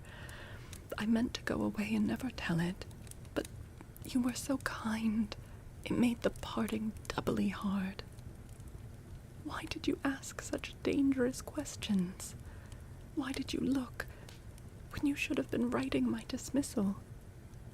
How could I dream that you loved me, Jean, when you refused the only offer I dared make?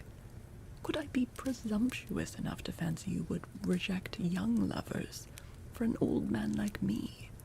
asked Sir John, caressing her. "You are not old to me, but everything I love and honor," interrupted Jean with a touch of genuine remorse, as this generous, honorable gentleman gave her both heart and home, unconscious of deceit. "It is I who am presumptuous, to dare to love one so far above me. But I did not know how dear you were to me till I felt that I must go. I ought not to accept this happiness. I am not worthy of it, and you will regret your kindness when the world blames you for giving a home to one so poor and plain and humble as I. Hush, my darling. I care nothing for the idle gossip of the world. If you are happy here, let tongues wag as they will. I shall be too busy enjoying the sunshine of your presence to heed anything that goes on about me. But, Jean, you are sure you love me? It seems incredible that I should win the heart that has been so cold to younger, better men than I. Dear Sir John, be sure of this. I love you truly. I will do my best to be a good wife to you and prove that, in spite of my many faults, I possess the virtue of gratitude." If he had known the strait she was in, he would have understood the cause of the sudden fervor of her words, the intense thankfulness that shone in her face, the real humility that made her stoop and kiss the generous hand that gave so much. For a few moments, she enjoyed and let him enjoy the happy present, undisturbed. But the anxiety which devoured her, the danger which menaced her, soon recalled her, and forced her to wring yet more from the unsuspicious heart she had conquered. "No need of letters now," said Sir John, as they sat side by side with the summer moonlight glorifying all the room. "You have found a home for life. May it prove a happy one. It is not mine yet, and I have a strange foreboding that it never will be, she answered sadly. Why, my child? Because I have an enemy who will try to destroy my peace, to poison your mind against me, and to drive me out from my paradise, to suffer again all I have suffered this past year. You mean that mad Sydney of whom you told me? Yes. As soon as he hears of this good fortune to poor little Jean, he will hasten to mar it. He is my fate. I cannot escape him. And wherever he goes, my friends desert me, for he has the power and uses it for my destruction. Oh, let me go away and hide before he comes, for having shared your confidence, it will break my heart to see you distrust and turn from me, instead of loving and protecting. Oh, my poor child, you are superstitious. Be easy. No one can harm you now. No one would dare attempt it. And as for my deserting you, that will soon be out of my power, if I have my way. How, dear Sir John? Asked Jean, with a flutter of intense relief at her heart, for the way seemed smoothing before her. I will make you my wife at once, if I may. This will free you from Gerald's love, protect you from Sydney's persecution, give you a safe home, and me the right to cherish and defend with heart and hand. Shall it be so, my child? Yes, but oh, remember that I have no friend but you. Promise me to be faithful to the last, to believe in me, to trust me, protect and love me, in spite of all misfortunes, faults and follies. I will be true as steel to you, and make your life as happy as it deserves to be. Let us promise these things now, and keep the promises unbroken to the end. Her solemn air touched Sir John. Too honorable and upright himself to suspect falsehood in others, he saw only the natural impulse of a lovely girl in Jean's words, and taking the hand she gave him in both of his, he promised all she asked, and kept that promise to the end. She paused an instant, with a pale, absent expression, as if she searched herself, then looked up clearly in the confiding face above her, and promised what she faithfully performed in after years. Hold on, chapter's not done yet. Oh. Hi, Chompy, you're asleep? Excellent. When shall it be, little sweetheart? I leave all to you. Only let it be soon, else some gay young lover will appear and take you from me, said Sir John, playfully, anxious to chase away the dark expression which had stolen over Jean's face. Can you keep a secret? Asked the girl, smiling up at him, all her charming self again. Try me. I will. Edward is coming home in 3 days. I must be gone before he comes. Tell no one of this. He wishes to surprise them. And if you love me, tell nobody of your approaching marriage. Do not betray that you care for me until I am really yours. There will be such a stir, such remonstrances, explanations, and reproaches that I shall be worn out and run away from you all to escape the trial. If I could have my wish, I would go to some quiet place tomorrow and wait till you come for me. I know so little of such things. I cannot tell how soon we may be married. Not for some weeks, I think. Tomorrow, if we like. A special license permits people to marry when and where they please. My plan is better than yours. Listen and tell me if it can be carried out. I will go to town tomorrow, get the license, invite my friend, the Reverend Paul Fairfax, to return with me. And tomorrow evening, you come at your usual time, and, in the presence of my discreet old servants, make me the happiest man in England. How does this suit you, my little Lady Coventry? plan which seemed made to meet her ends, the name which was the height of her ambition, and the blessed sense of safety which came to her, filled Jean Weir with such intense satisfaction that tears of real feeling stood in her eyes, and the glad assent she gave was the truest word that had passed her lips for months. "We will go abroad or to Scotland for our honeymoon, till the storm blows over," said Sir John, well knowing that this hasty marriage would surprise or offend all his relations, and feeling as glad as Jean to escape the first excitement. "Oh, to Scotland, please. I long to see my father's home," said Jean, who dreaded to meet Sydney on the continent. They talked a little longer, arranging all things, Sir John so intent on hurrying the event that Jean had nothing to do but give a ready assent to all his suggestions. One fear alone disturbed her. If Sir John went to town, he might meet Edward, might hear and believe his statements. Then all would be lost. Yet this risk must be incurred if the marriage was to be speedily and safely accomplished, and to guard against the meeting was Jean's sole care. As they went through the park, for Sir John insisted on taking her home, she said, clinging to his arm, "Dear friend, bear one thing in mind, else we shall be much annoyed and all our plans disarranged. Avoid your nephews. Oh, you are so frank your face will betray you. They both love me, are both hot-tempered, and in the first excitement of the discovery might be violent. You must incur no danger, no disrespect for my sake, so shun them both till we are safe. Particularly Edward. He will feel that his brother has wronged him, and that you have succeeded where he failed. This will irritate him, and I fear a stormy scene. Promise to avoid both for a day or two. Do not listen to them, do not see them, do not write to or receive letters from them.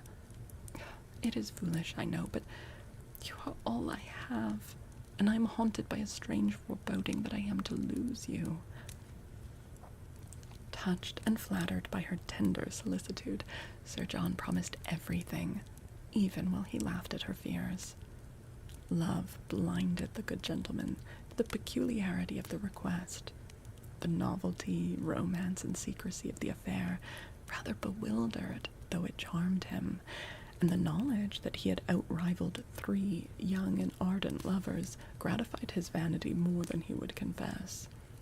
Parting from the girl at the garden gate, he turned homeward, feeling like a boy again, and loitered back, humming a love lay, quite forgetful of evening damps, gout, and the 55 years which lay so lightly on his shoulders since Jean's arms had rested there. She hurried toward the house, anxious to escape Coventry, but he was waiting for her, and she was forced to meet him. All your male relatives want a piece. Yeah. She's she's not, like, humble about that. She even said to Gerald at some point, like, all men who meet me fall in love with me. So.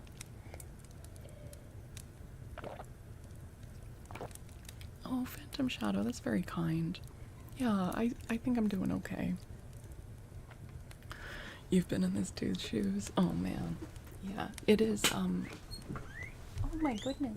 Really? Oh! Okay, well, hold on. I think I need to give a cookie to a guinea pig. Hold on, they're... One sec. You want a cookie? You want a cookie? There's a cookie.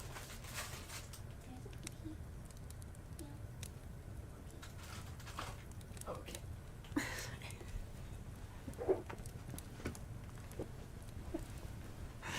Oh my goodness.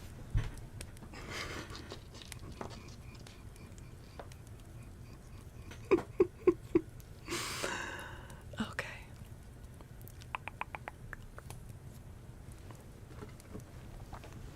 Oof. Okay.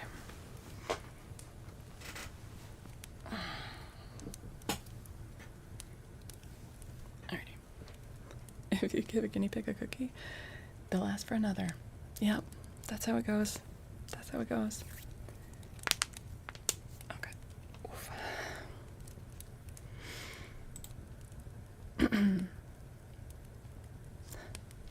Okay, so she's gone back to the main house and has met with Gerald. Gerald's waiting for her. Thank God you weren't. Yeah, she got pretty loud there. How could you linger so long and keep me in suspense? He said reproachfully, as he took her hand and tried to catch a glimpse of her face in the shadow of her hat brim. Come and rest in the grotto.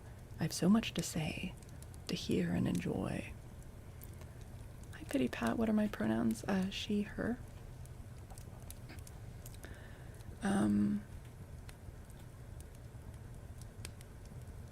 Lucy was still nowhere. Oh, yeah, no, Lucy is not this manipulative for sure. Lucy Steele, yeah.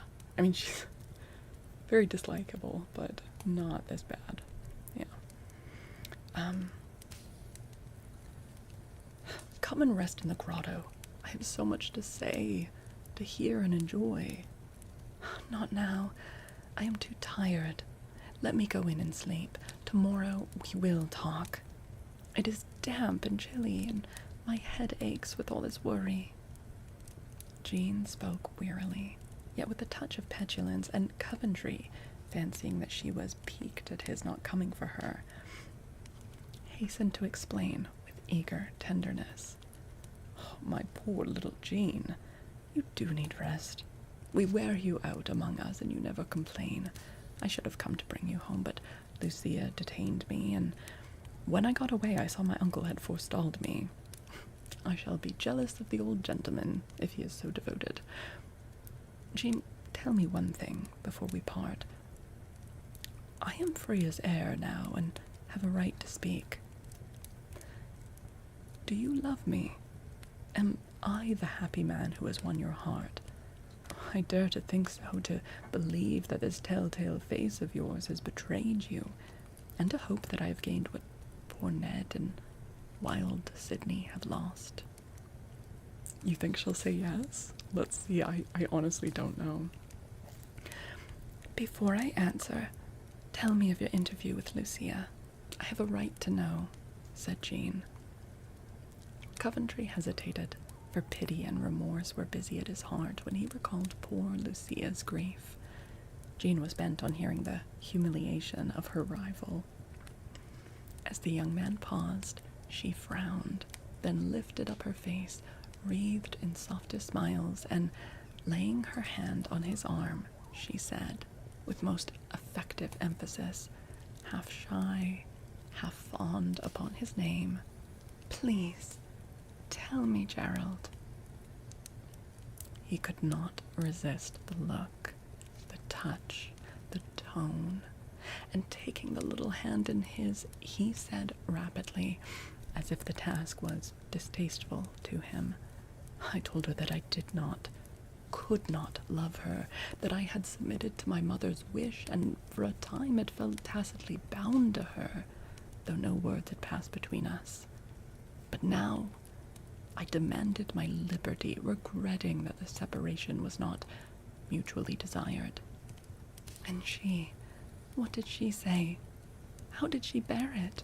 Asked Jean, feeling in her own woman's heart how deeply Lucia's must have been wounded by that avowal.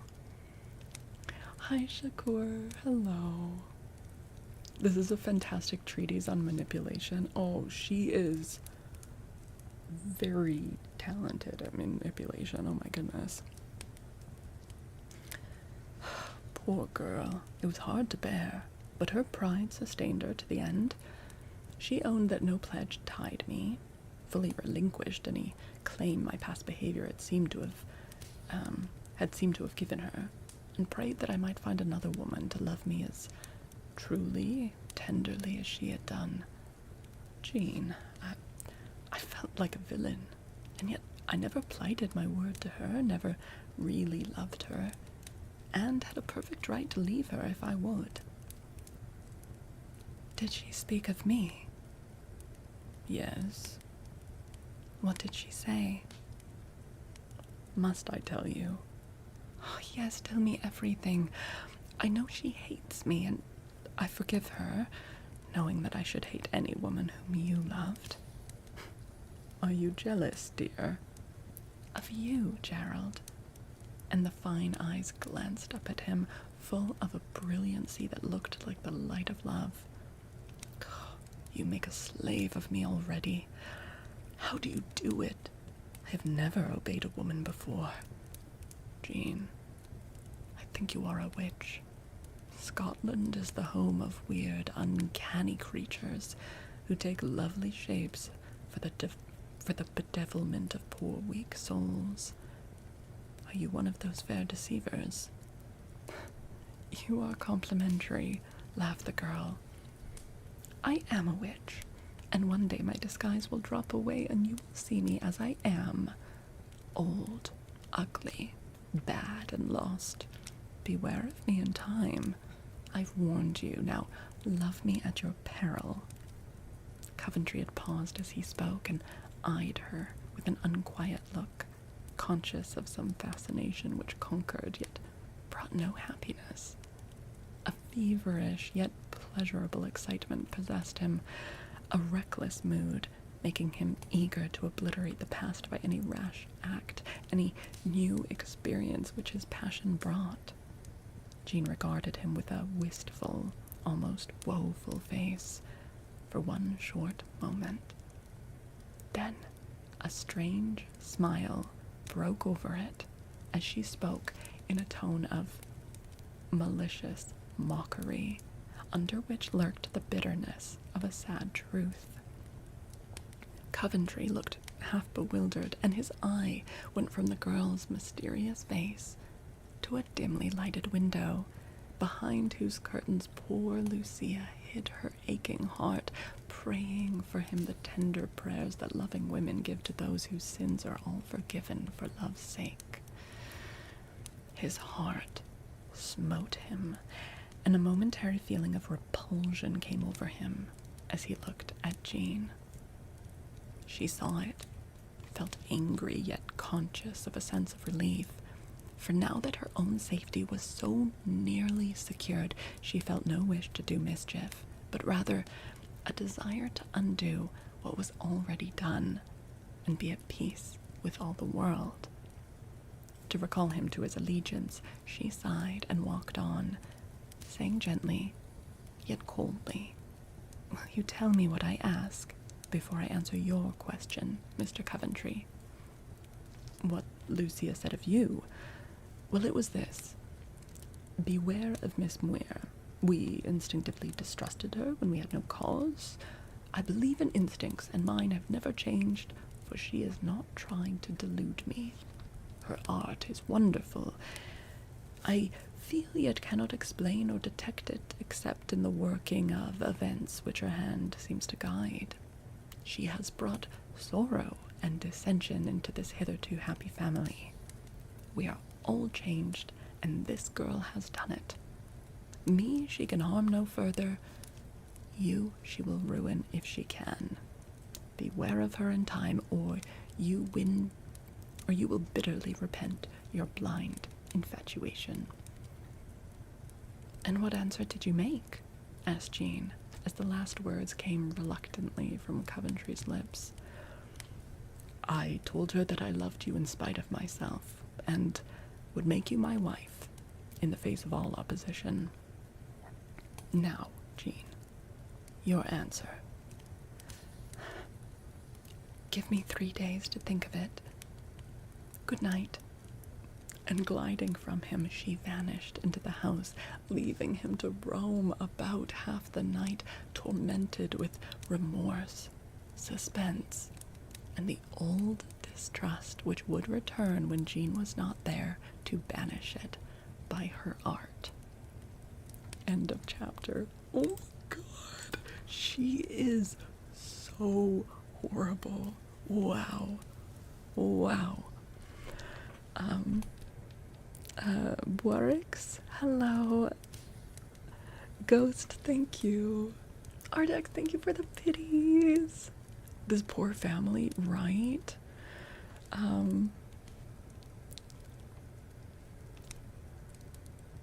Miss Songish. I'm not sure if I'm saying that right, but hello, hello. So bright. Oh, thank you, Ghost. Thank you. Oh my god. Okay, so it seems like her goal is to marry the uncle.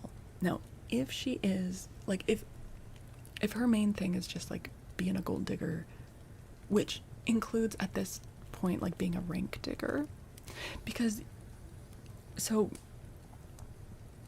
particularly in the past, England has been more interested in, like, rank and nobility than actual wealth, which is why, like, because she is telling this lie that she's from a very highborn family but was orphaned and is, like, poor now, has nothing to her name, she has to work for a living, you know. And Gerald, who is a, you know, nobleman, is saying to her, like, there's nothing shameful in poverty, but it's because he thinks, like, oh, she's really highborn, her family name is really good, that's more important, which is, it's a big difference between, like, the UK and, like, the American, like, wealth is more important in North America, whereas rank is more important in England. So yeah, oh my god. So, because if, I believe, so there's this estate, right? And Sir John, right? So he's knighted. And by marrying him, she would become a lady, which I know the way we use that word is, like, pretty casual now. Like, oh, that lady, but that is actually, like, quite a noble title. To be Lady Coventry, like, that would be a big deal. And if she gets knocked up, then and if she has a son by him, her son will be heir to the estate instead of Gerald. Gerald is the heir because Sir John doesn't have any kids, and so it's going to his nephew. But if she can get pregnant from Sir John and produce an heir, then Gerald's not the heir anymore, and then she will basically be set for life.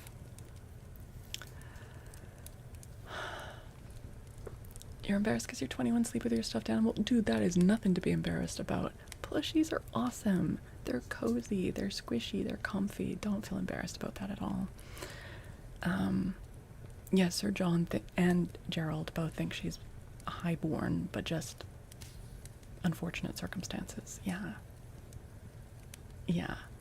And also, I think she probably thinks it's also because she could have married Gerald, and then, because he's to inherit at this point, right? And honestly, that's in some ways more secure because she can't guarantee that she'll have a son that will inherit the estate, right? But I think she thinks that it would be easier to manipulate Sir John because he's older, and I don't know, maybe she's planning to kill him. I don't know what her plans are, but yes, I am from the west coast of Canada.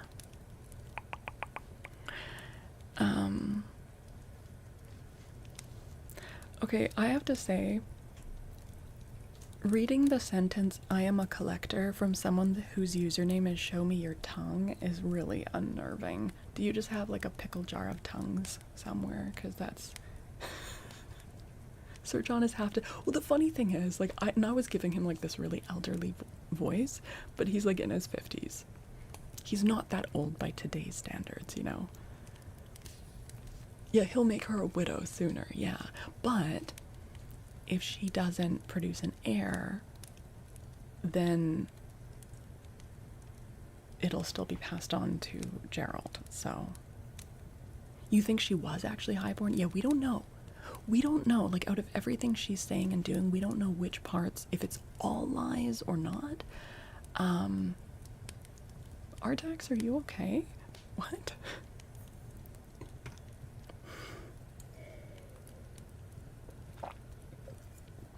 She would be a dowager? Yes.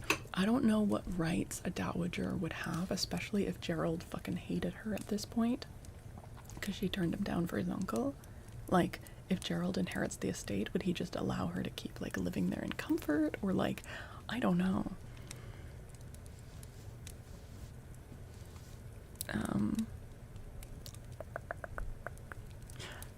Kayla Tia, hi. Hello, welcome in. Okay, you guys, we have 2 chapters left in this book, and I want to finish it tonight.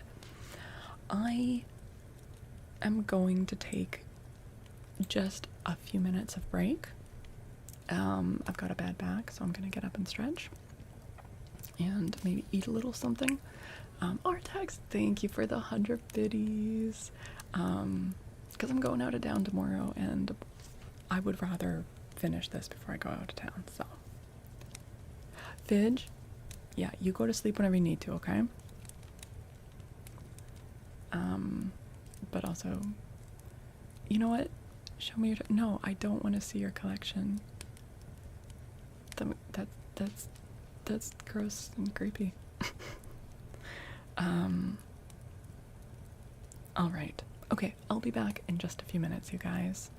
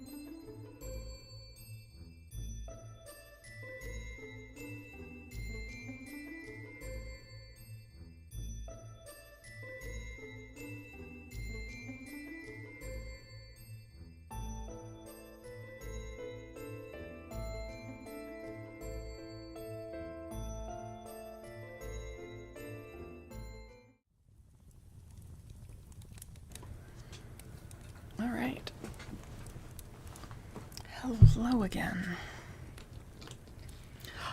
Good night, Milu. Thanks for hanging out.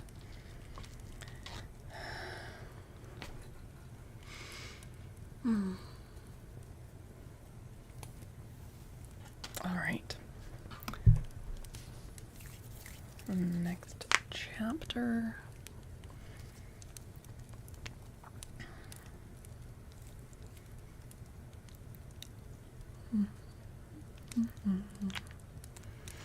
All right. Hi, Sean. How are you doing, Sean? I mean, obviously, the idea of both you and Fidge leaving is a bit terrifying, but also feel free to head out when you need. Like, please, obviously, take care of yourself.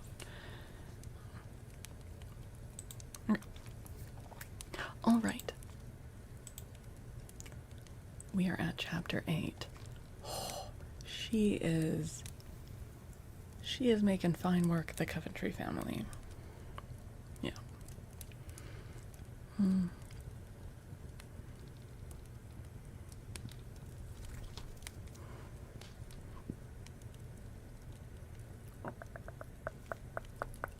Did you hear more of that? Yes. You hope the woman gets found out. Oh. Yeah. Like, I'm assuming she will be, because otherwise, what's the message of this story, you know? All right. Let me just take one more little sip and then we'll get going.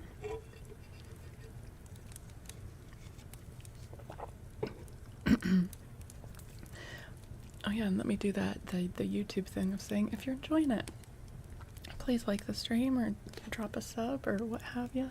I really appreciate it. Okay. Sorry, I just like gobbled down a protein bar in the break. So, okay. The brothers had just fought and there was a large oh, okay, yeah. Yeah, Edward stabbed Gerald. Yeah. Je n'adore jamais.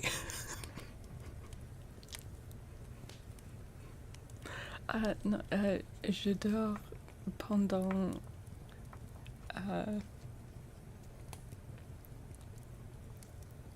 l'après-midi.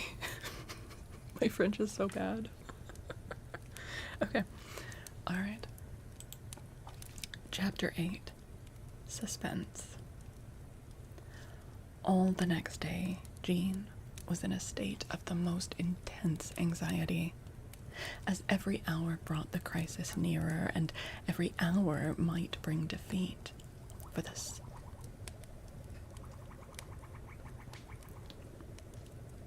Ladies. Okay, alright. And every hour might bring defeat, for the subtlest human skill is often thwarted by some.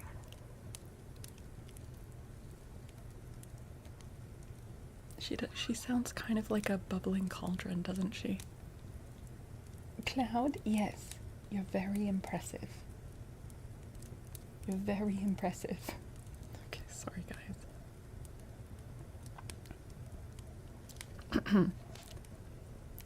How loud is it? Can I just read through it, or does it ruin the reading? The subtlest human skill is often thwarted by some peak bubbles. It's fine, okay.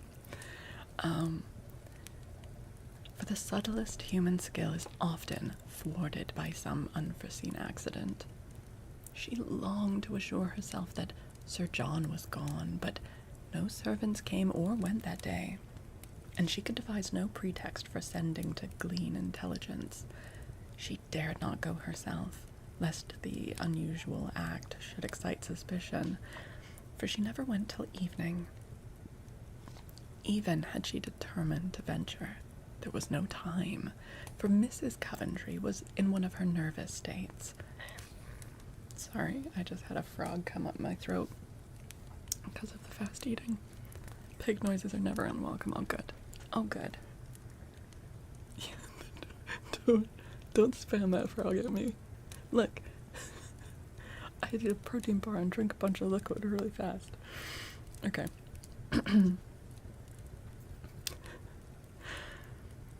From Mrs. Coventry was in one of her nervous states, and no one but Miss Muir could amuse her.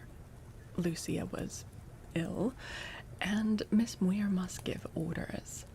Bella had a studious fit, and Jean must help her. Coventry lingered about the house for several hours, but Jean dared not send him, lest some hint of the truth might reach him. He had ridden away to his new duties when Jean did not appear, and the day dragged on wearisomely. Night came at last, and as Jean dressed for the late dinner, she hardly knew herself when she stood before her mirror. Excitement lent such color and brilliancy to her countenance. Remembering the wedding which was to take place that evening, she put on a simple white dress and added a cluster of white roses in bosom and hair.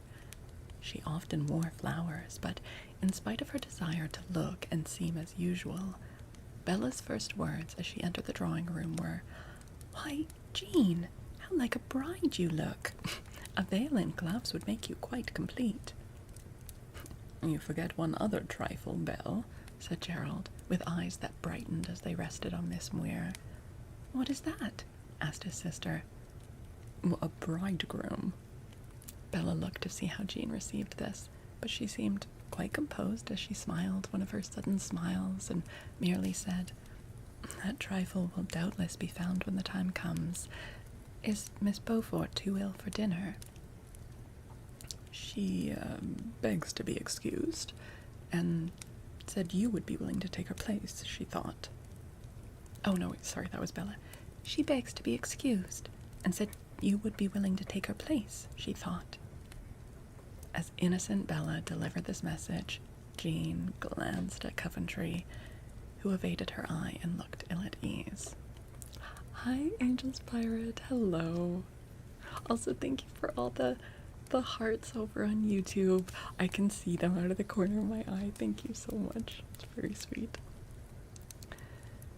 "A little remorse will do him good, and prepare him for repentance after the grand coup," she said to herself, and was particularly gay at dinner time, though Coventry looked often at Lucia's empty seat, as if he missed her.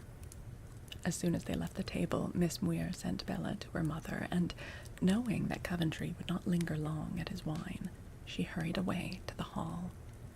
A servant was lounging at the door, and of him she asked, in a tone which was eager in spite of all efforts to be calm, "Is Sir John at home?" "No, miss. He's just gone to town." "Just gone? What do you mean?" cried Jean, forgetting the relief she felt in hearing of his absence, in surprise at his late departure. Oh, he went an hour ago, in the last train, miss. Oh, I thought he was going early this morning. He told me he should be back this evening. Well, I believe he did mean to go, but was delayed by company. The steward came up on business, and a load of gentlemen called, so Sir John could not get off till night, when he wasn't fit to go, being worn out and far from well. Do you think he will be ill? Did he look so? And as Jean spoke, a thrill of fear passed over her, lest death should rob her of her prize. Well, you know, miss, hurry of any kind is bad for elderly gentlemen inclined to apoplexy. Sir John was in a worry all day, and not like himself. I wanted him to take his man, but he wouldn't, and drove off looking flushed and excited like. I'm anxious about him, for I know something is amiss to hurry him off in this way. When will he be back, Ralph? Tomorrow noon, if possible. At night, certainly. He bid me tell anyone that called. Did he leave no note or message for Miss Coventry or someone of the family? No, miss, nothing. Thank you. and Jean walked back to spend a restless night and rise to meet renewed suspense. All the little hearts over there, thank you guys. What hair dye do you use? Honey, what are you doing? Sorry, hold on a second. Oh, hey. Here, come here. Look at this. Come here. Come here. Oh, sorry.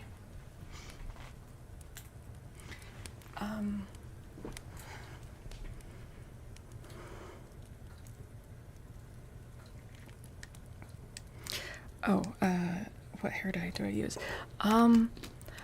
So I use a mixture of like every 6 or 8 weeks I do a permanent dye.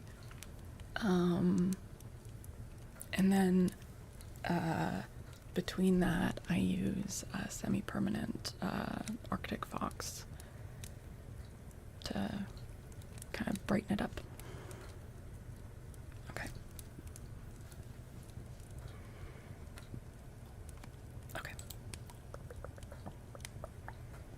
Okay, so now there's been this delay, right? And Edward's coming. So the wedding is getting delayed by a day, which when there's a 3-day limit is a lot. Jesus, the blood of humans. Okay. The morning seemed endless, but noon came at last, and under the pretense of seeking coolness in the grotto, Jean stole away to a slope whence the gate to the Hall Park was visible. For 2 long hours she watched, and no one came. She was just turning away when a horseman dashed through the gate and came galloping toward the hall. Heedless of everything but the uncontrollable longing to gain some tidings, she ran to meet him, feeling assured that he brought ill news. It was a young man from the station, and as he caught sight of her, he drew bridle, looking agitated and undecided. "Has anything happened?" she cried, breathlessly. "A dreadful accident on the railroad, just the other side of Croydon. News telegraphed half an hour ago," answered the man, wiping his hot face. "The noon train. Was Sir John in it? Quick, tell me all." "It was that train, miss. But whether Sir John was in it or not, we don't know. For the guard is killed, and everything is in such confusion that nothing can be certain. They are at work getting out the dead and wounded. We heard that Sir John was expected, and I came up to tell Mr. Coventry, thinking he would wish to go down. A train leaves in 15 minutes. Where shall I find him? I was told he was at the hall." Ride on, and find him if he is there. I'll run home and look for him. Lose no time. Ride! And turning, Jean sped back like a deer, while the man tore up the avenue to rouse the hall. "Really? You're so chatty tonight."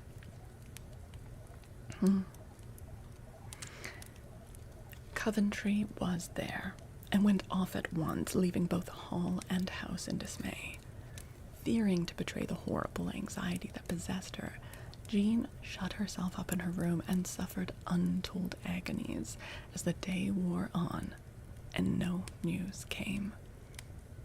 At dark, a sudden cry rang through the house, and Jean rushed down to learn the cause. Bella was standing in the hall, holding a letter, while a group of excited servants hovered near her. "What is it?" demanded Miss Muir, pale and steady, though her heart died within her as she recognized Gerald's handwriting. Bella gave her the note, and hushed her sobbing to hear again the heavy tidings that had come. "Dear Bella, Uncle is safe. He did not go in the noon train, but several persons are sure that Ned was there. No trace of him as yet, but many bodies are in the river, under the ruins of the bridge, and I am doing my best to find the poor lad if he is there. I have sent all his haunts in town, and as he has not been seen, I hope it is a false report and he is safe with his regiment. Keep this from my mother till we are sure. I write you because Lucia is ill. Miss Muir will comfort and sustain you. Hope for the best, dear. Yours, G.C.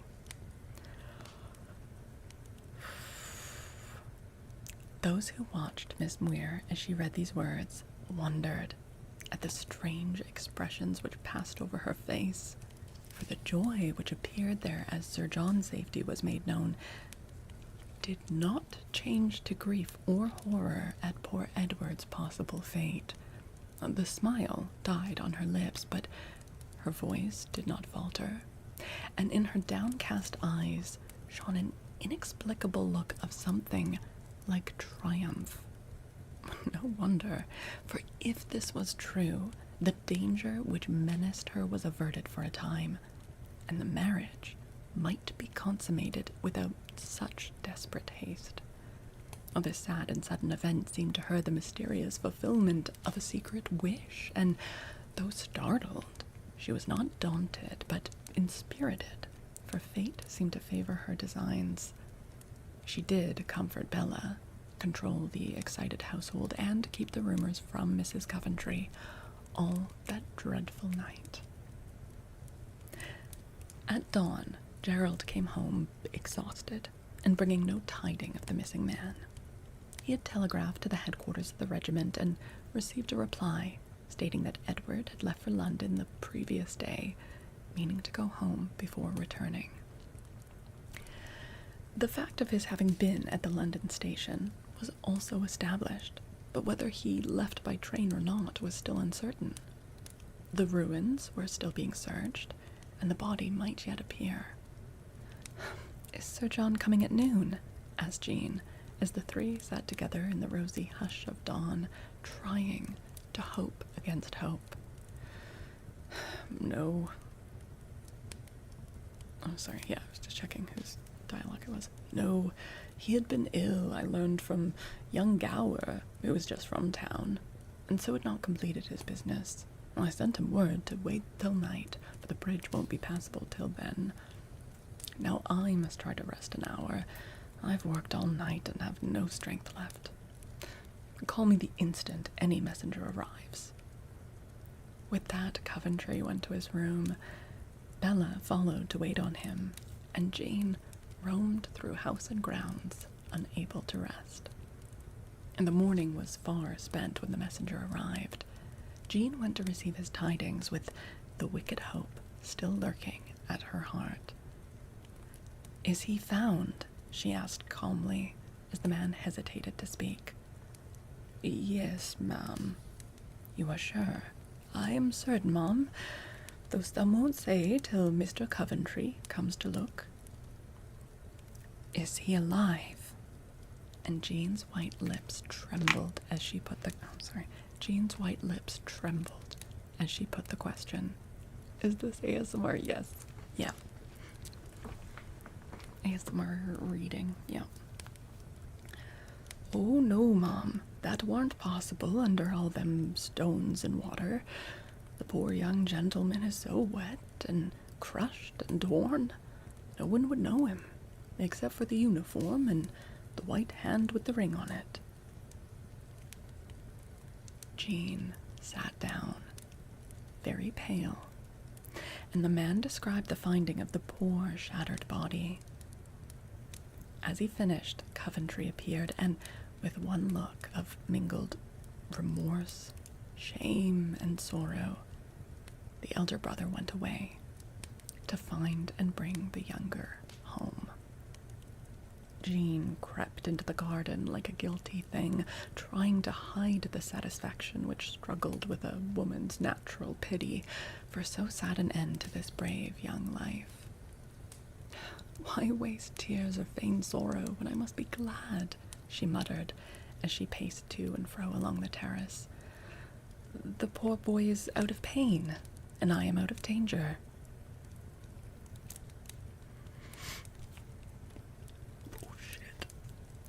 She got no further, for, turning as she spoke, she stood face to face with Edward.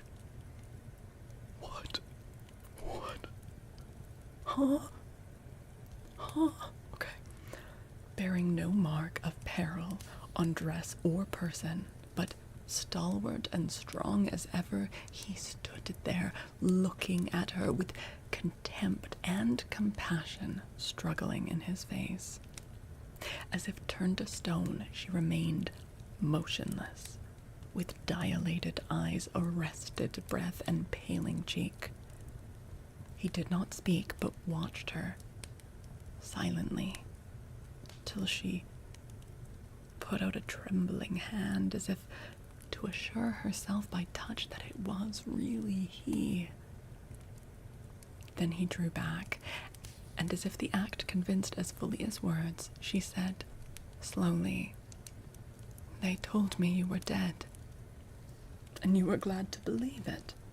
"No, it was my comrade, young Courtney, who unconsciously deceived you all, and lost his life as I should have done, if I had not gone to Ascot after seeing him off yesterday." "To Ascot?"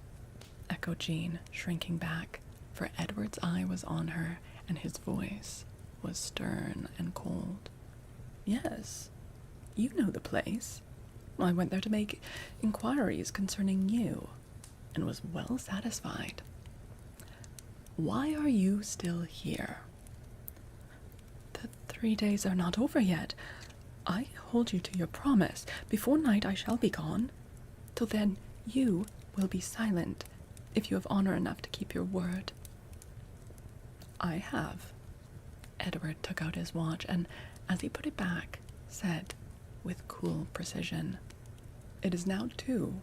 The train leaves for London at 6:30. A carriage will wait for you at the side door. Allow me to advise you to go then, for the instant dinner is over, I shall speak."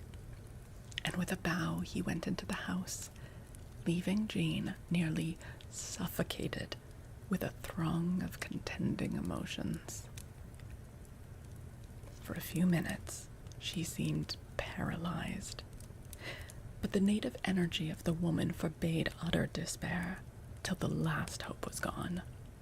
Frail as that now was, she still clung to it tenaciously, resolving to win the game in defiance of everything. Springing up, she went to her room, packed her few valuables, dressed herself with care, and then sat down to wait. She heard a joyful stir below, saw Coventry hurrying back, and from a garrulous maid learned that the body was that of young Courtney. The uniform being the same as Edward's, and the ring, a gift from him, had caused the men to believe the disfigured corpse to be that of the younger Coventry. But no one but the maid came near her. Once Bella's voice called her, but someone checked the girl, and the call was not repeated. At 5, an envelope was brought her, directed in Edward's hand, and containing a check which more than paid a year's salary. No word accompanied the gift, yet the generosity of it touched her, for Jean Muir had the relics of a once honest nature, and despite her falsehood, could still admire nobleness and respect virtue. A tear of genuine shame dropped on the paper, and real gratitude filled her heart, as she thought that even if all else failed, she was not thrust out penniless into the world, which had no pity for poverty. We have to remember, probably what Edward knows about her is that her identity is false and that she is an actress and not a highborn. Well, actually, Edward never even heard the lie about her being Lady Howard's orphan daughter. So Edward, to his credit, proposed to her when he didn't even think she was highborn, but he thought she was like herself, a 19-year-old governess as opposed to a 30-year-old actress. But possibly, like, he doesn't know that she is trying to get Sir John to marry her, right? And he proposed to her and she turned him down. So from Edward's point of view, he might still be seeing her as like, okay, well, she's deceitful and shouldn't be in the house, but she did turn me down, and maybe she's just desperate for a good placement, or, you know, like, so it kind of makes sense how Edward might still have a bit of pity for her, because unless I'm mistaken, I don't think he knows like the depths of how manipulative she's being, just that she's lied about who she is, right? So, okay. As the clock struck 6, she heard a carriage drive around and went down to meet it. A servant put on her trunk, gave the order, "To the station, James," and she drove away without meeting anyone, speaking to anyone, or apparently being seen by anyone. A sense of utter weariness came over her, and she longed to lie down and forget. But the last chance still remained. Until that failed, she would not give up. Dismissing the carriage, she seated herself to watch for the 6:15 train from London, for in that Sir John would come, if he came at all that night. Oh, she was haunted by the fear that Edward had met and told him. The first glimpse of Sir John's frank face would betray the truth. If he knew all, there was no hope, and she would go her way alone. If he knew nothing, there was yet time for the marriage, and once his wife, she knew she was safe, because for the honor of his name he would screen and protect her. Up rushed the train. Out stepped Sir John, and Jean's heart died within her. Grave and pale and worn he looked, and leaned heavily on the arm of a portly gentleman in black. The Reverend Mr. Fairfax. Why has he come if the secret is out? Thought Jean, slowly advancing to meet them and fearing to read her fate in Sir John's face. He saw her, dropped his friend's arm, and hurried forward with the ardor of a young man, exclaiming as he seized her hand with a beaming face, a glad voice, "Oh, my little girl, did you think I would never come?" She could not answer. The reaction was too strong, but she clung to him regardless of time or place, and felt that her last hope had not failed. Mr. Fairfax proved himself equal to the occasion. Asking no questions, he hurried Sir John and Jean into a carriage and stepped in after them with a bland apology. Jean was soon herself again, and, having told her fears at his delay, listened eagerly while he related the various mishaps which had detained him. "Have you seen Edward?" was her first question. "Not yet, but I know he has come, and have heard of his narrow escape. I should have been in that train if I had not been delayed by the indisposition which I then cursed, but now bless. Are you ready, Jean? Do you repent your choice, my child?" "Oh, no, I am ready. I am only too happy to become your wife, dear, generous Sir John," cried Jean with a glad alacrity which touched the old man to the heart, and charmed the Reverend Mr. Fairfax, who concealed the romance of a boy under his clerical suit. They reached the hall. Sir John gave orders to admit no one, and, after a hasty dinner, sent for his old housekeeper and his steward, told them of his purpose, and desired them to witness his marriage. Obedience had been the law of their lives, and master could do nothing wrong in their eyes, so they played their parts willingly, for Jean was a favorite at the hall. Pale as her gown, but calm and steady, she stood beside Sir John, uttering her vows in a clear tone, and taking upon herself the vows of a wife with more than a bride's usual docility. When the ring was fairly on, a smile broke over her face. When Sir John kissed and called her his little wife, she shed a tear or two of sincere happiness, and when Mr. Fairfax addressed her as "my lady," she laughed her musical laugh and glanced up at a picture of Gerald with eyes full of exultation. As the servants left the room, a message was brought from Mrs. Coventry, begging Sir John to come to her at once. Oh my goodness. Oh, the back and forth, the emotional whiplash. Oh man. It's well done by the author, right? Because Jean herself is going through all this emotional whiplash, right? "You will not go and leave me so soon," pleaded Jean, well knowing why he was sent for. "My darling, I must." And in spite of its tenderness, Sir John's manner was too decided to be withstood. You can't believe anyone thought this was written by a man. I mean, if a lot of women at the time were writing under men's names, then maybe it was just accepted that, like,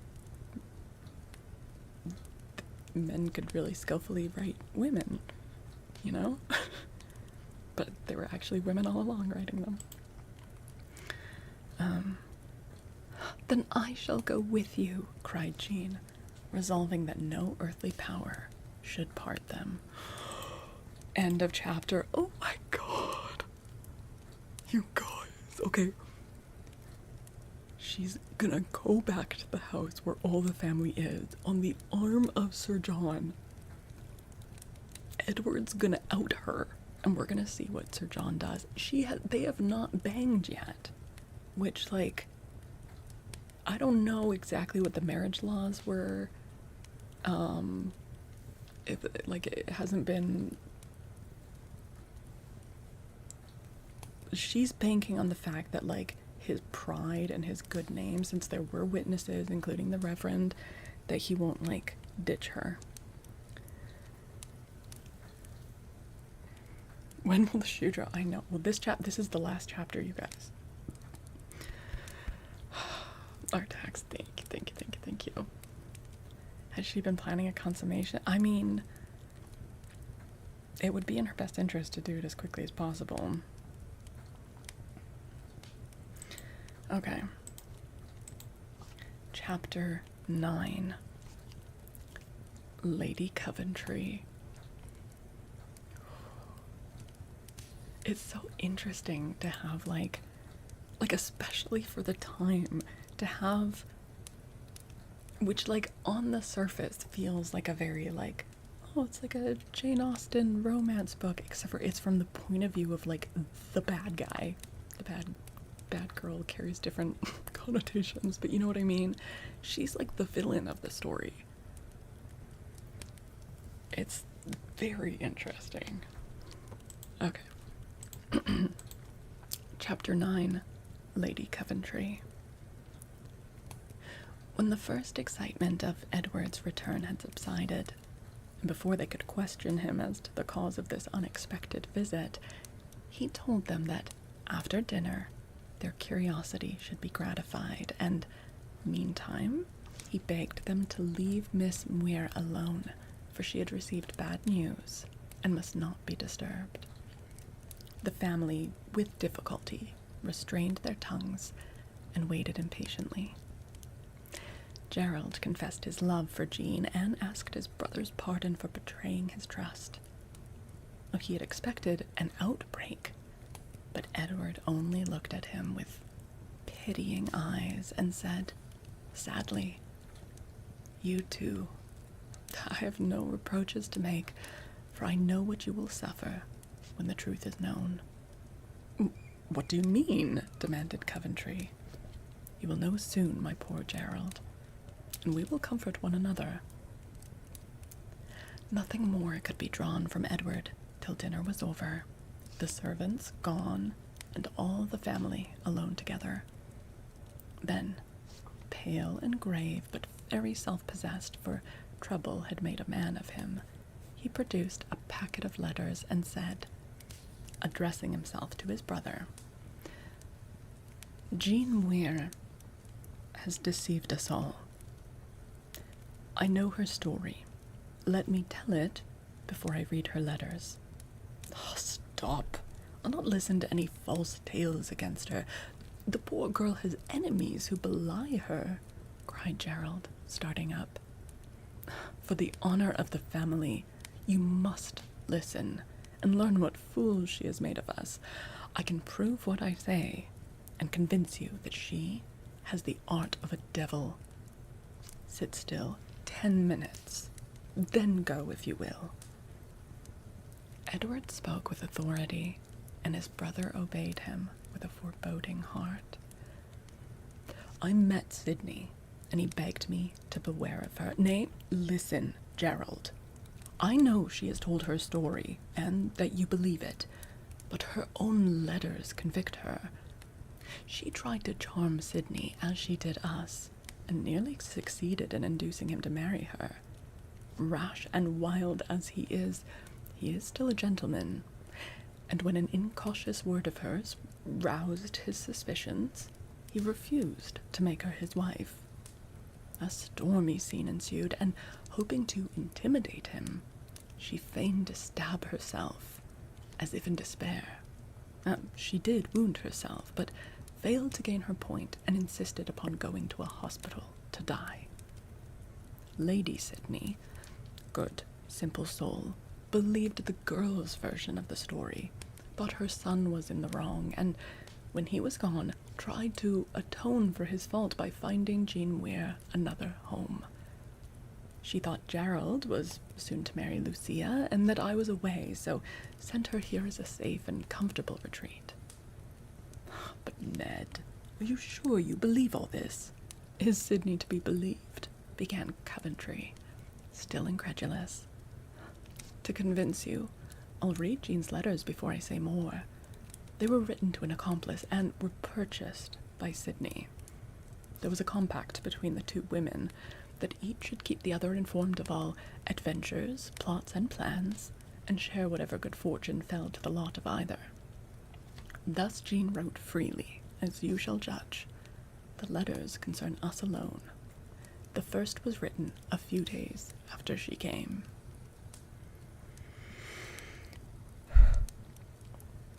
Dear Hortense, another failure. Sydney was more wily than I thought. All was going well when one day my old fault beset me. I took too much wine, and I carelessly owned that I had been an actress. He was shocked and retreated. I got up a scene and gave myself a safe little wound to frighten him. The brute was not frightened, but coolly left me to my fate. I'd have died despite him if I dared, but as I didn't, I lived to torment him. As yet, I have had no chance, but I will not forget him. His mother is a poor, weak creature, whom I could use as I would, and through her I found an excellent place. A sick mother, silly daughter, and 2 eligible sons. One is engaged to a handsome iceberg, but that only renders him more interesting in my eyes. Rivalry adds so much to the charm of one's conquests. Well, my dear, I got up in the meek style, intending to do the pathetic, but before I saw the family, I was so angry that I could hardly control myself. Through the indolence of Monsieur the young master, no carriage was sent for me, and I intend he shall atone for that rudeness by and by. The younger son, the mother, and the girl received me patronizingly, and I understood the simple souls at once. Monsieur, as I shall call him, as names are unsafe, was unapproachable, and took no pains to conceal his dislike of governesses. The cousin was lovely, but detestable with her pride, her coldness, and a very visible adoration of Monsieur, who let her worship him, like an inanimate idol as he is. I hated them both, of course, and in return for their insolence shall torment her with jealousy, and teach him how to woo a woman by making his heart ache. They are an intensely proud family, but I can humble them all, I think, by captivating the sons, and when they have committed themselves, cast them off, and marry the old uncle, whose title takes my fancy. She never wrote that. It is impossible. A woman could not do it, cried Lucia indignantly, while Bella sat bewildered, and Mrs. Coventry supported herself with salts and fan. Coventry went to his brother, examined the writing, and returned to his seat, saying in a tone of suppressed wrath, "She did write it. I posted some of those letters myself. Go on, Ned." I made myself useful and agreeable to the amiable ones, and overheard the chat of the lovers. It did not suit me, so I fainted away to stop it, and excite interest in the provoking pair. I thought I had succeeded, but Monsieur suspected me and showed me that he did. I forgot my meek role and gave him a stage look. It had a good effect, and I shall try it again. The man is well worth winning, but I prefer the title, and as the uncle is a hale, handsome man, I can't wait for him to die, though Monsieur is very charming with his elegant languor, and his heart so fast asleep no woman has had power to wake it yet. I told my story, and they believed it, though I had the audacity to say I was but 19, to talk Scotch, and bashfully confess that Sydney wished to marry me. Monsieur knows Sydney and evidently suspects something. I must watch him and keep the truth from him, if possible. I was very miserable that night when I got alone. Something in the atmosphere of this happy home made me wish I was anything but what I am. As I sat there, trying to pluck up my spirits, I thought of the days when I was lovely and young, good and gay. My glass showed me an old woman of 30.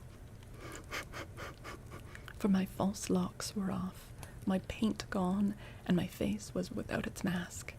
Pah, how I hate sentiment. I drank your health from your own little flask, and went to bed to dream that I was playing Lady Tartuffe, as I am. Adieu, more soon. No one spoke, as Edward paused, and taking up another letter, he read on. My dear creature, all goes well. Next day I began my task, and having caught a hint of the characters of each, I tried my power over them. Early in the morning I ran over to see the hall, approved of it highly, and took the first step toward becoming its mistress by piquing the curiosity and flattering the pride of its master.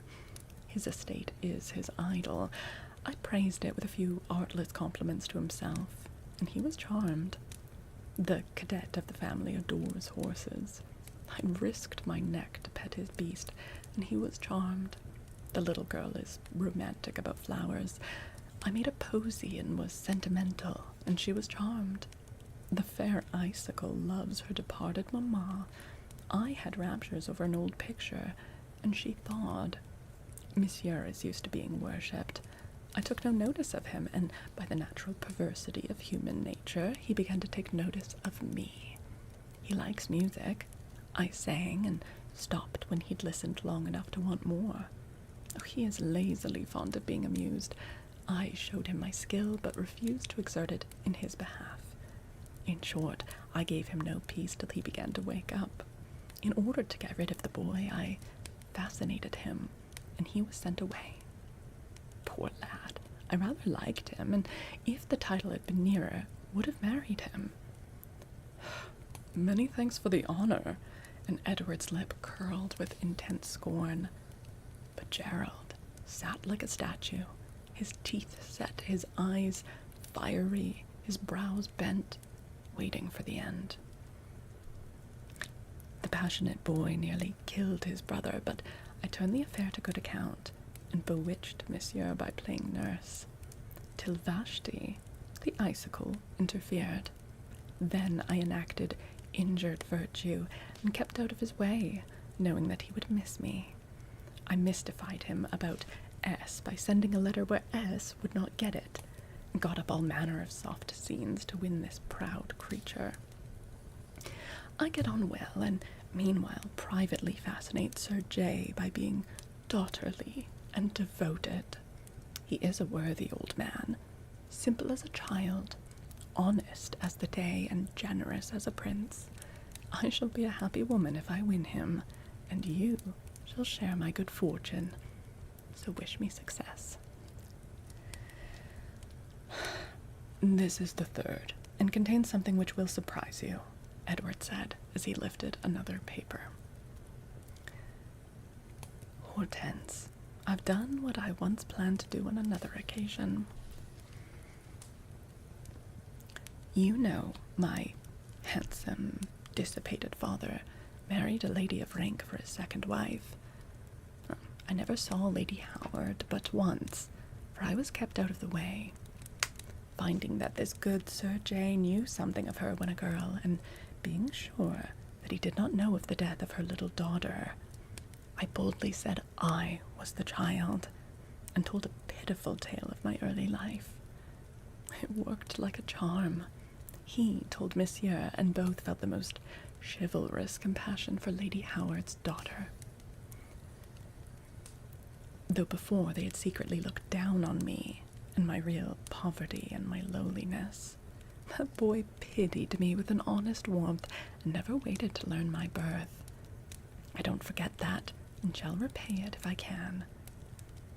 Wishing to bring Monsieur's affair to a successful crisis, I got up a theatrical evening, and was in my element. One little event I must tell you, because I committed an actionable offense and was nearly discovered. I did not go down to supper, knowing that the moth would return to flutter about the candle, and preferring that the fluttering should be done in private, as Vashti's jealousy is getting uncontrollable. Passing through the gentleman's dressing room, my quick eye caught sight of a letter lying among the costumes.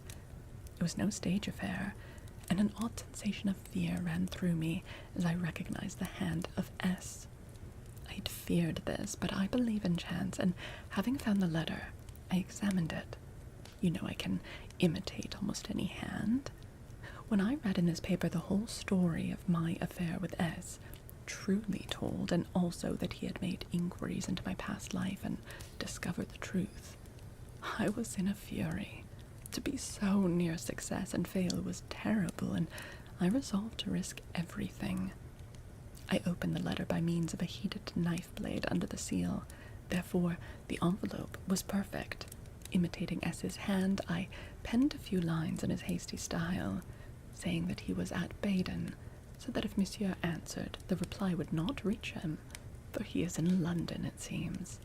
This letter I put into the pocket whence the other must have fallen, and was just congratulating myself on this narrow escape, when Dean, the maid of Vashti, appeared as if watching me. She had evidently seen the letter in my hand and suspected something. I took no notice of her, but must be careful, for she is on the watch.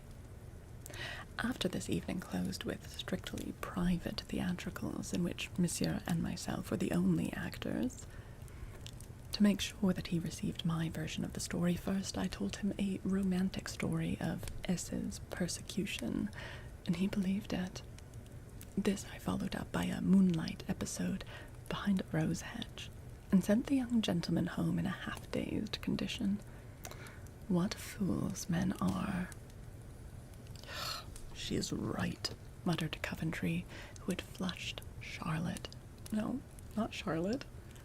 Who had flushed scarlet with shame and anger as his folly became known, and Lucia listened in astonished silence.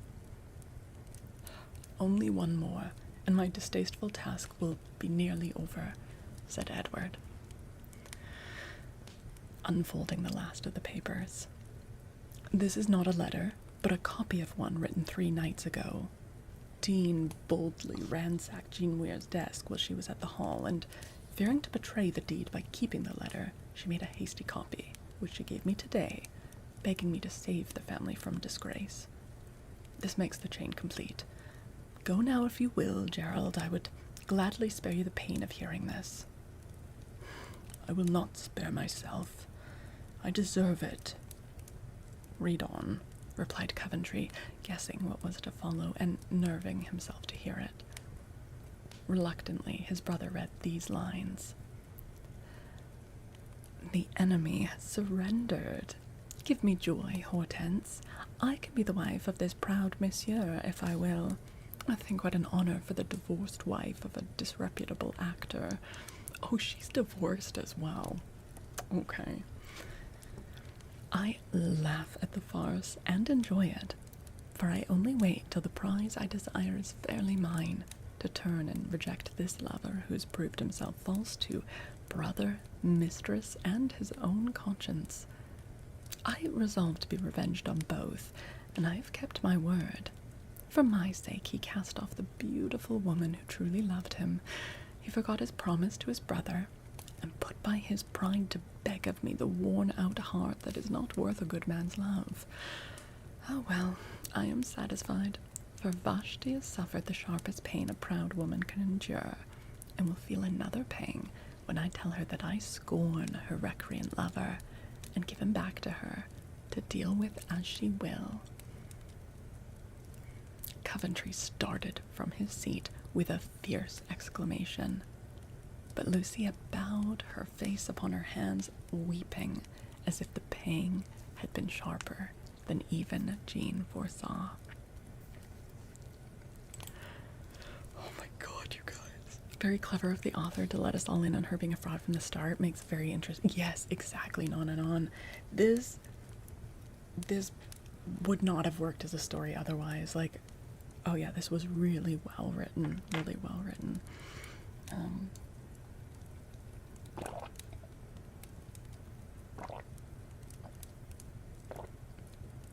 Hi, Gelfie. Hi, Oni Papa. Okay, yeah. 30 and divorced. Okay.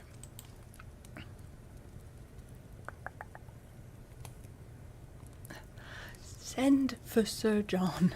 I'm mortally afraid of this creature. Take her away.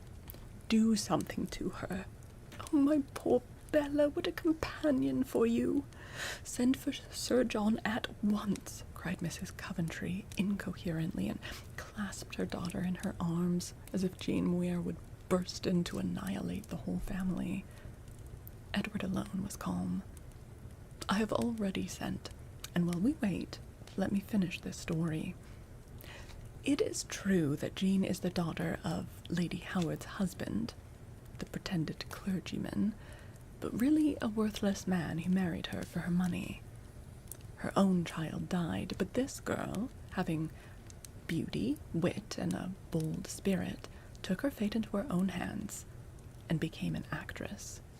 She married an actor, led a reckless life for some years, quarreled with her husband, was divorced and went to Paris, left the stage and tried to support herself as governess and companion. You know how she fared with the Sidneys, how she has duped us. But for this discovery, would have duped Sir John. I was in time to prevent this, thank heaven. She is gone. No one knows the truth but Sidney and ourselves. He will be silent for his own sake. We will be for ours, and leave this dangerous woman to the fate which will surely overtake her.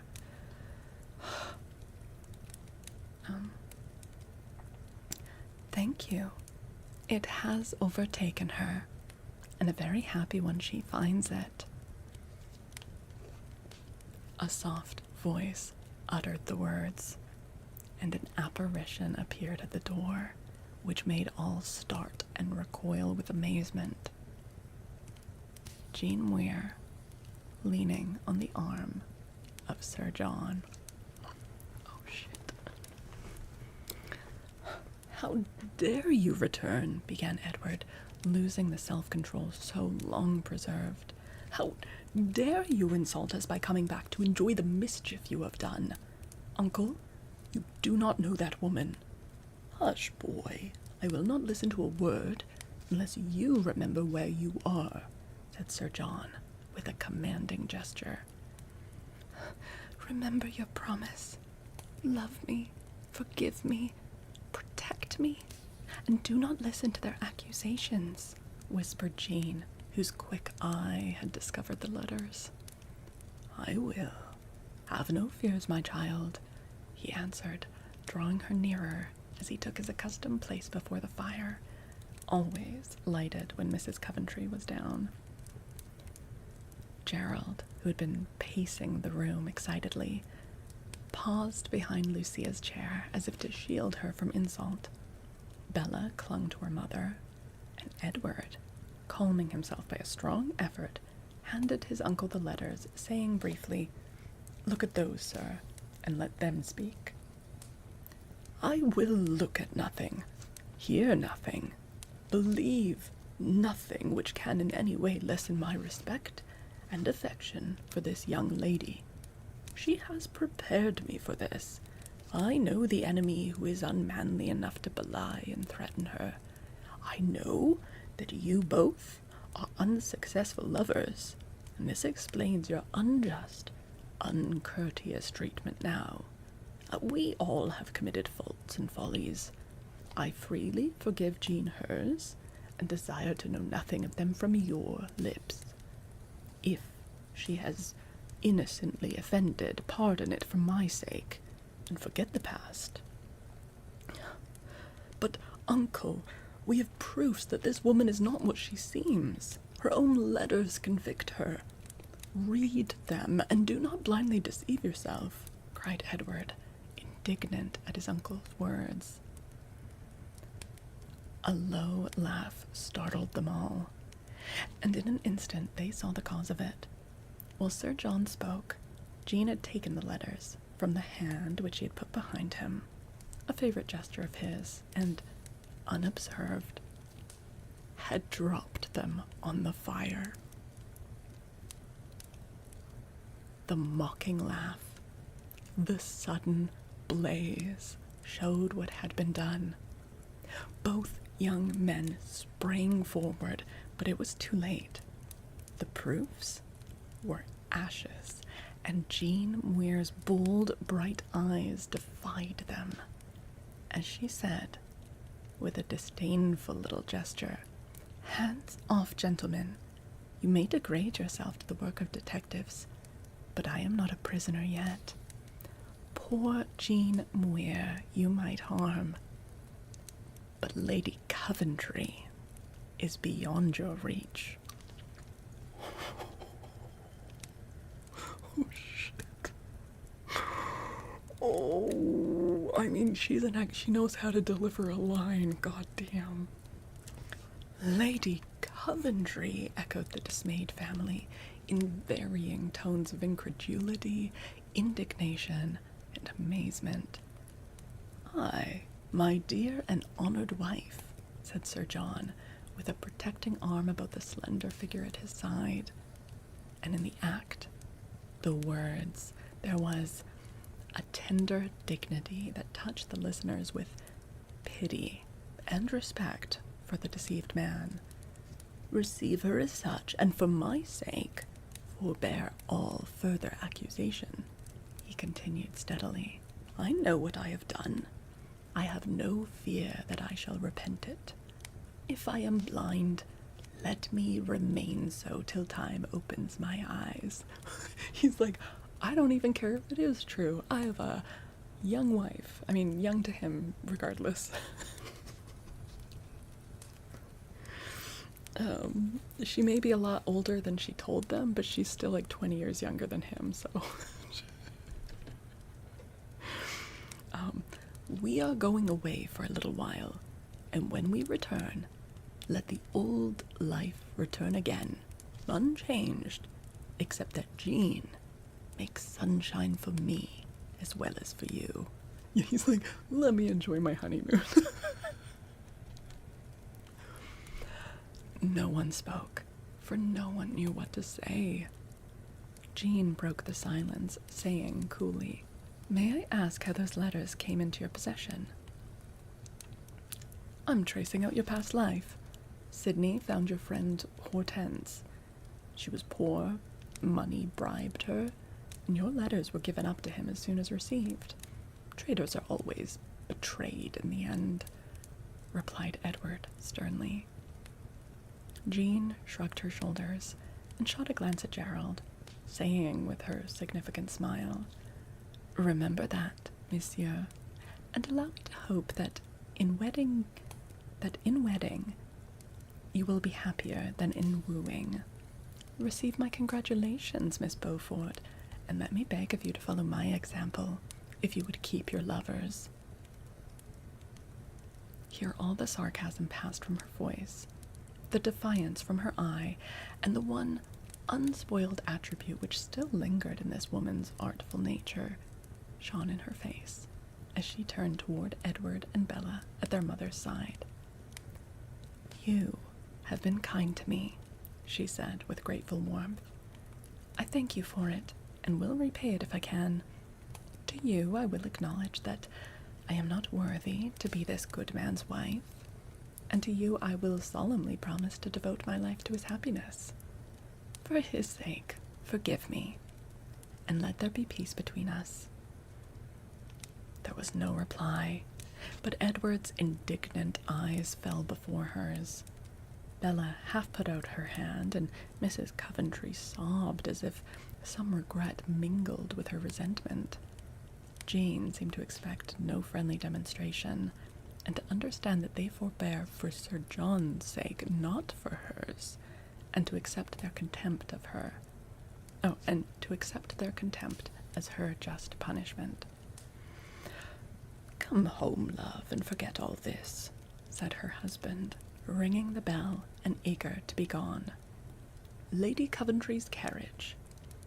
And as he gave the order, a smile broke over her face, for the sound assured her that the game was won.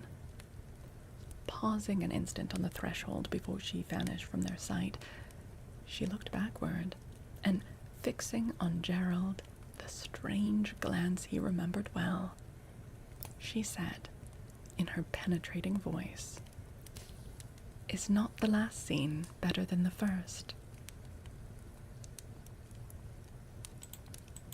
The end.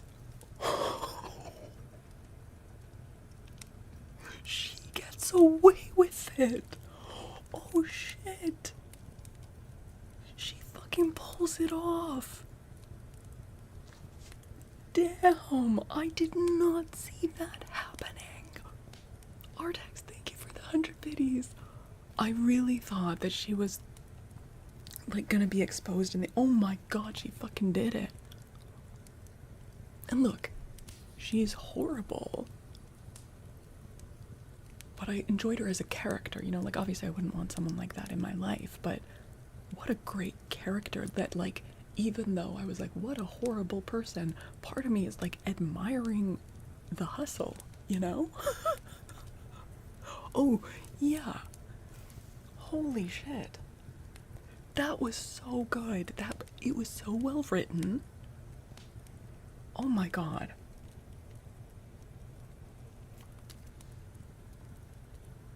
Oh my god. And it honestly, like, it surprised me. Like, there were multiple moments where I was like, whoa, that's not what I expected. Little twists and turns, like I was saying, emotional whiplash. Damn.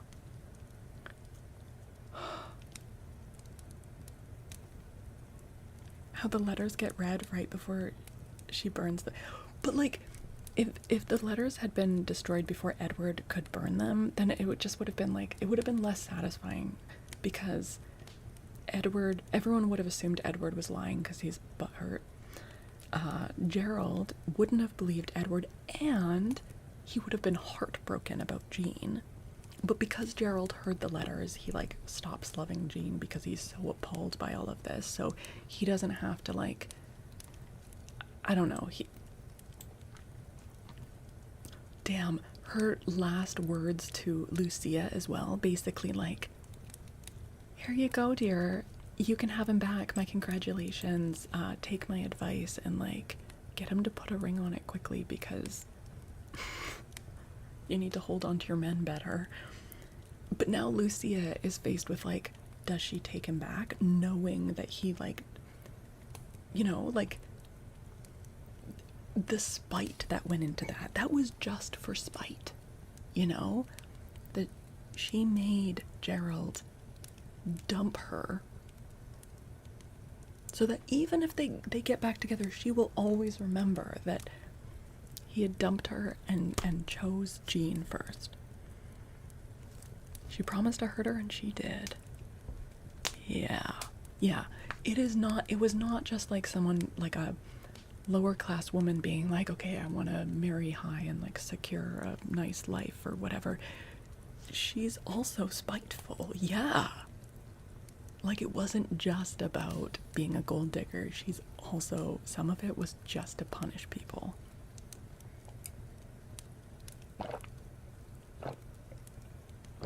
Oh yeah, Leia.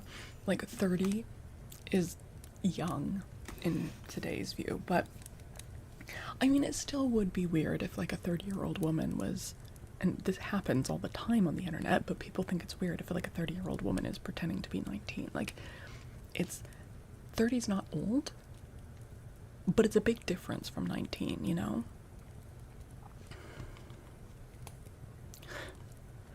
I don't think she's gonna kill the old man. Like, I think she genuinely likes him. She's not in love with him, but I think she genuinely is fine with just being married to him. I don't know if she'll change her mind at some point and like poison him, but I don't really know like how secure her title is if he dies, especially if she hasn't had any kids. Like, it probably behooves her to have him alive. Yeah. Frog. Oh my god, that was so enjoyable, you guys. Sir John would look worse if he rejected her. Like, rejected her after learning all of that, or rejected her like when she first betrayed her fake feelings. Yeah, he gets a young to him wife. She's older than both the brothers, I'm pretty sure. Definitely older than Edward. I think she's older than Gerald too, but she's like a couple decades younger than Sir John. So he gets a young wife who can read him history books and keep him company, and like he seems totally fine with the fact that maybe she's swindling him a bit. I mean, this happens all the time. I think there are lots of like gold digger situations where the person who has the gold knows that their like new spouse or new partner is into them for them. Like, they know it, and they're like, you know what? That's fine. I get something out of this arrangement too, even if it's not true love, or they're happy to let themselves be, to pull the wool over their own eyes, kind of. Hi, Pisces. Welcome in, you guys. Hello. Thank you for the raid. Sierra, thank you for the follow. Hi, Flannel. Hi, Jerome. Hi, Jeff. Hi, Violent Carrot. Hi, Todd. Hi, Kev. Hi, Croft. Hi, Sweet Boken. You guys, make sure you're following the incomparable Pisces, who is just such a cozy, lovely, friendly, funny, awesome ASMR artist and streamer. Hello! Oh my god, Pi, we just finished a book, and I was on fucking tenterhooks. Oh my god, it was so well written. Holy shit. It was so good. So good. Violent Carrot, thank you for the sub. 3 months now. What an amazing 3 months it's been. Oh, Violent Carrot, thank you so much. Thank you so much. Oh my god.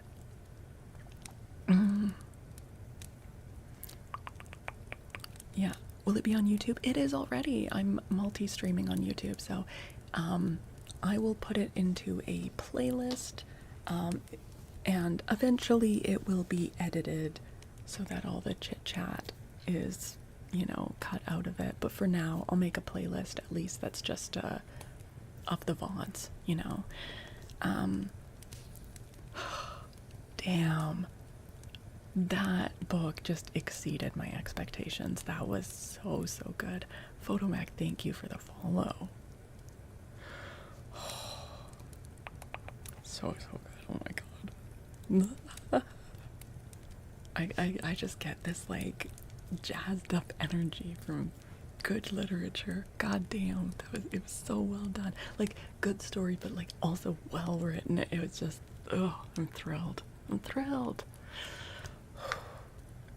Are you going to sleep, Grands? Aw, good night, Grands. Thank you for hanging out. Sam, yes, happy St. Patrick's Day. We did our St. Patrick's Day last night, actually. We read from Irish mythology. We read some Tales of Finn McCool, which is also up on the YouTube channel. If you would like to, if you missed it and you'd like to hear some Irish mythology. Sweet Vulcan, thank you for gifting a sub to Pisces. Thank you so much. Oh my goodness. Oh man. And I'm so glad that we were able to finish the book tonight because I'm actually going out of town tomorrow. And I'll be keeping to my streaming schedule, but I think I'm going to hold off on us starting a new book until I'm back. So there's going to be a week of laptop streams from a different location that we'll just be doing ASMR and maybe some like whispered reading, but not like starting a whole new book. So I'm really, really glad we were able to finish this. Writing retreat? Oh, if only pie. No, it's some unhappy family stuff, but how did literature consumers figure out that male pseudonyms were female authors? Like, was there a way? So I haven't looked into how exactly they found this one out, but maybe it was by like comparing writing styles. Yeah.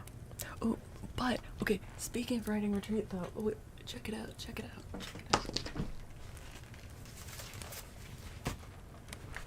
Check out my manuscript. These are 2 sections. I have to check out my manuscript. I'm gonna be bringing this with me and working on it while I'm out of town. Obviously, I can work on my laptop as well, but I'm at the point of like wanting to check it out on the page. So, yay! So, not a writing retreat, but hopefully I'll get some writing done. The story had you rooting it on like you're watching a football right, Miss Snapester? Like it was, there was such a good like momentum. And also I love that it was just 9 chapters, you know? It didn't need to be longer than that. It was just like, yeah, it was great. Do 1984 or The Creature from Jekyll Island? Wait, that feels like a mishmash. The Creature from Jekyll Island? I mean, I've read Dr. Jekyll and Mr. Hyde. I've read The Island of Dr. Moreau. Is the other one supposed to be like The Creature from the Black Lagoon? Or did you print that out at home? Yes, but I have a laser printer, so toner instead of ink. Yeah.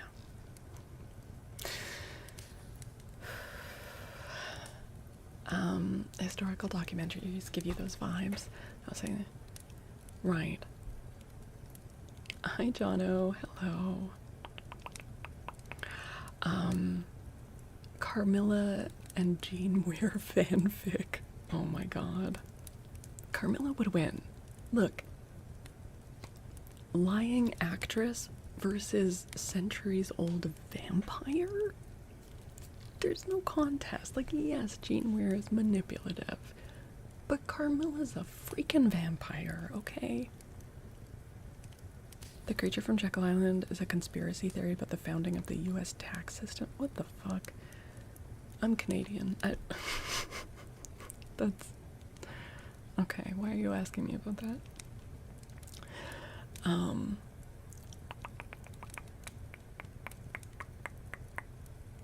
What did you say? What book you're doing next? No, we haven't decided yet. So again, we'll be starting the next book in like. Okay, let me pull up a little calendar. We'll be starting the next book on Sunday the 29th. So unfortunately that's usually we start a book like right after, or maybe with like one stream in between, but I am going to be out of town. I may do some reading of like some short stories or poetry, or more like whispered, like even more ASMR-y reading. But yeah, probably won't start a new book until Sunday after next. And as for what it will be, we could read the next Oz book. We've been working our way through the Wizard of Oz series. I am Canadian, yeah. Should we read the next Oz book? Play some Frank Baum bingo? Yeah, that could be fun. Writing a book? Are you writing a book, Card? Yeah, we haven't hated on Dorothy in a hot minute, yeah. The next one is the story of, it's about TikTok. And it has a different main character, but Dorothy lives in Oz now, so she'll show up and take over the show just like she did in the last one.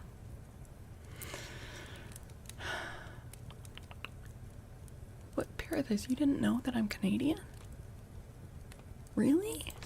Even despite me having this command?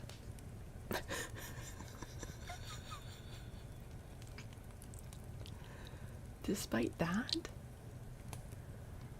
There's some shorter works from Burroughs if you don't want to do Tarzan or Princess from Mars. Yeah, okay, if you could suggest any, I'd be interested in that. It's just that Princess from Mars is like quite long and I'm going to be like going back and forth.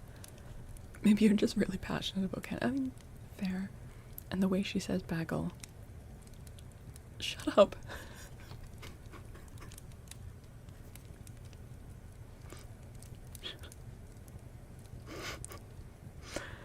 Why read more Frank Baum when you could read more Carolyn Keene? I mean, that too. We could read the next Nancy Drew book. Guy whose special interest is Maple Leafs and also Canada Geese.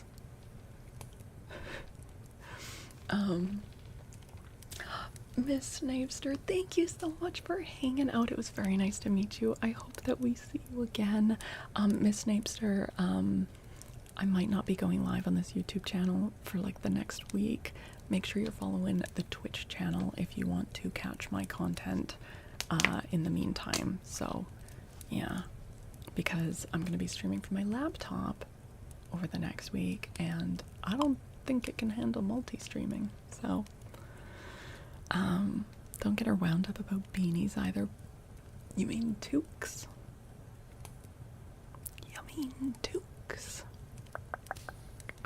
I'm extremely bad at it.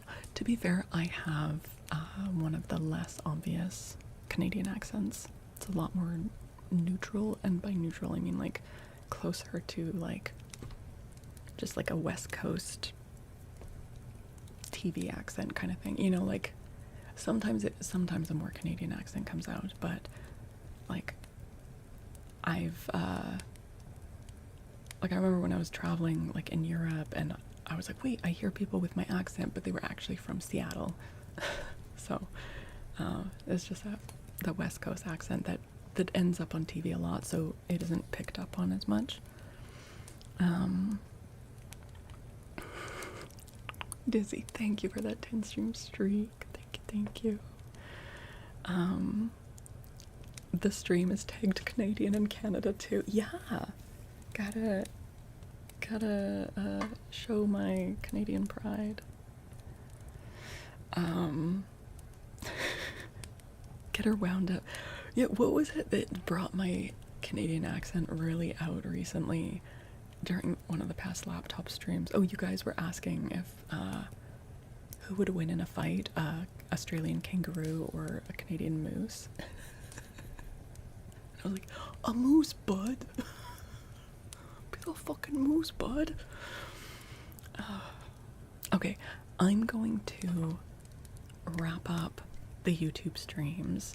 We won't be going for too much longer on Twitch, but stick around on Twitch. Let me just end the YouTube streams though.